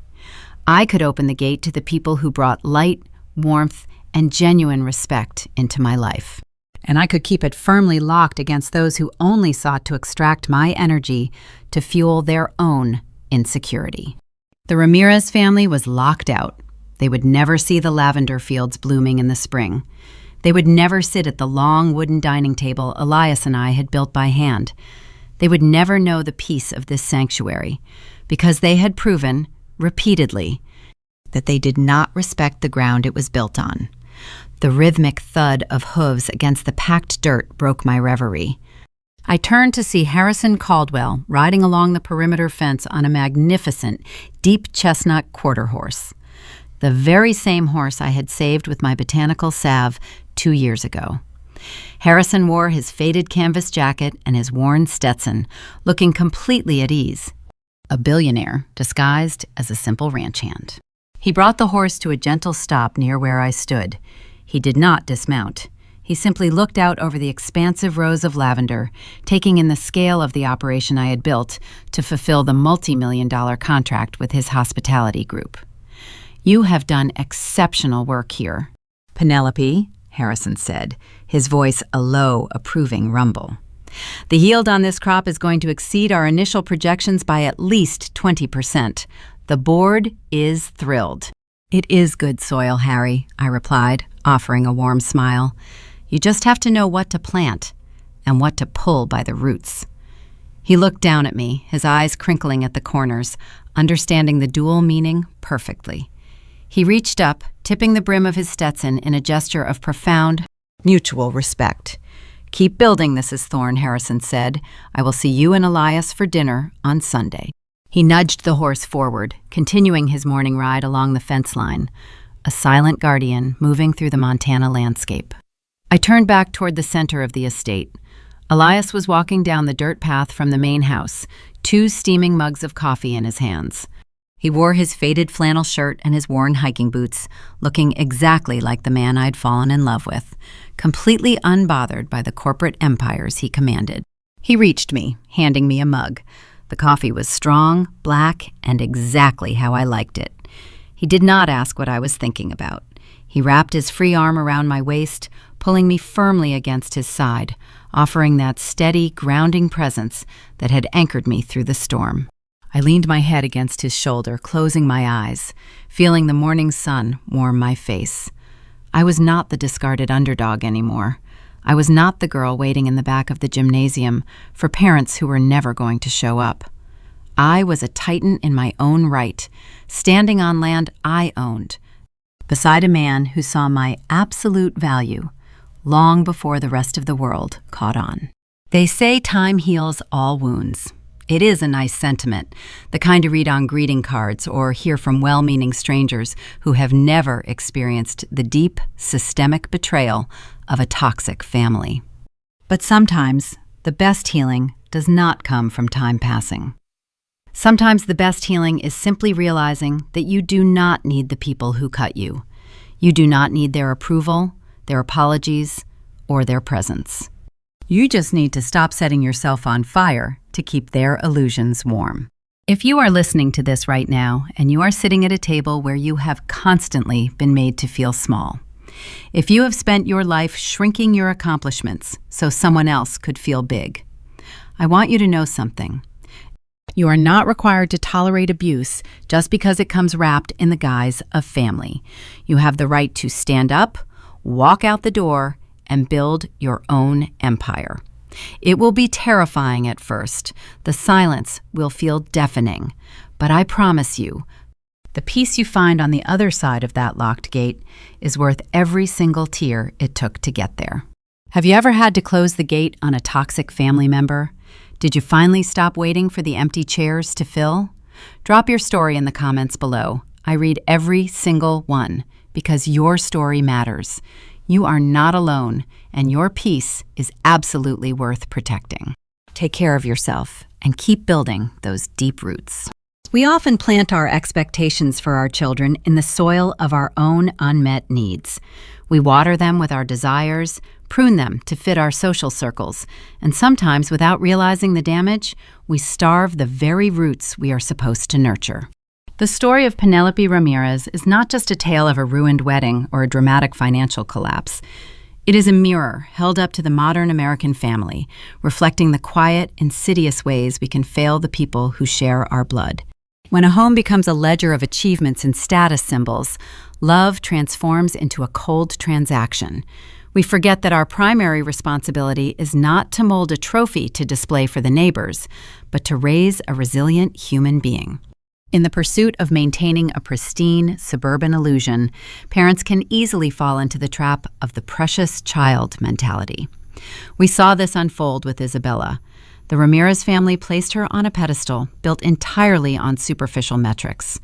They coddled her, funded her excesses, and prioritized her comfort over basic fairness. But pampering a child to the point of entitlement is not an act of love. It is a profound disservice. By constantly shielding the favorite from consequence and inflating their ego with unearned praise, parents create adults who are fragile, dependent, and fundamentally hollow. Isabella learned to navigate the world by demanding accommodations, possessing no internal compass of her own. Meanwhile, the neglected child, Penelope, was pushed to the margins of the family portrait. Parents must understand that every child deserves an equal seat at the dining table. That seat should never be contingent on how well they perform for society or how much prestige they bring to the family name. Honesty and fairness must be the bedrock of the household. We are conditioned to believe that violence only leaves physical bruises, but emotional neglect leaves scars that outlast any physical mark. The Ramirez family did not strike Penelope, but they committed a relentless, quiet violence against her spirit. They treated their daughters not as individuals, but as tools to extract social prestige. They prioritized the flashy, least glamour of a son-in-law over the fundamental happiness of their own flesh and blood. When a father calls his daughter's passion a weed-picking hobby, or judges a good man by the dust on his boots, he is teaching his children that character is worthless unless it comes with a high credit limit. True family responsibility requires eliminating these hollow prejudices. It requires deep emotional awareness and listening instead of imposing. When parents fail to show empathy during the pivotal milestones of their children's lives, they do not just miss a celebration, they sever a bond that may never be repaired, leaving behind a permanent psychological ache. If you have ever felt like you were standing on the outside of your own family, looking in, or if you have had to build your own strength because the people who should have protected you walked away, you are not alone. Take a moment to subscribe and join our community here at Cherry Vengeance. We share these stories because finding your own voice is the best kind of justice, and we want you to be part of this journey. The most profound lesson hidden within Penelope's journey lies in the soil. It is the vital distinction between cut flowers and deep roots. American culture often glorifies the cut flower. We celebrate the overnight success, the flashy car, the curated social media feed. Isabella embodied this fleeting beauty. She was a cut flower, reliant entirely on the borrowed water of her husband's fraudulent wealth and the endless validation of her parents. But cut flowers, no matter how expensive, are destined to wither the moment their artificial support is removed. Penelope represents the deep roots. She was pushed into the dark, forced to survive in the cold, and left to weather the storms alone. But in that darkness, she cultivated true independence. She built practical skills, forged resilience, and developed an ironclad character. When the long, bitter winter of financial and social ruin arrived, the cut flowers perished instantly. The deep roots survived and thrived. A parent's true role is to cultivate those roots. As Harrison Caldwell noted in the story, a father's job is to pave the way for his daughters. If he refuses, he forfeits his right to stand in her garden. Parents are meant to be protectors and guides, never the barriers their children must overcome, or the exploiters of their success. As children grow into adults, the dynamic of the family must evolve. Modern parenting requires teaching children the vital importance of healthy boundaries. We often mistake boundaries for acts of aggression or walls built out of spite. Penelope learned that a boundary is not a wall designed to trap you. It is a locked gate, and you hold the key. Respect is the currency of adult relationships. It must be earned through consistent, honorable actions, not demanded simply because you share a last name. We must encourage our children to build their own empires, constructed on a foundation of competence and professional ethics, rather than manipulation and deceit. When we teach them to value their own peace, we give them the armor they need to navigate a world that will constantly try to take from them. The silence that follows a shattered family is heavy and complex. Betraying a child's trust is not a simple misstep. It is a fracture that alters the foundation of the relationship forever. The Ramirez family learned too late that forgiveness cannot be summoned on demand. It must be accompanied by genuine repentance, a deep and honest reckoning with the pain they caused, rather than a panicked plea for salvation when the bank comes calling. Love must be given freely for who the child is, long before emotional barriers become insurmountable. As we navigate our own dining rooms and living spaces, we have to ask ourselves what kind of garden we are truly planting. Are we nurturing roots that will withstand the coming storms? Or are we just arranging cut flowers, hoping the water lasts another day? Look at the people sitting across from you tonight. Consider the weight of your words and the legacy of your choices, because eventually the winter comes for us all, and the only thing left standing will be exactly what we took the time to grow.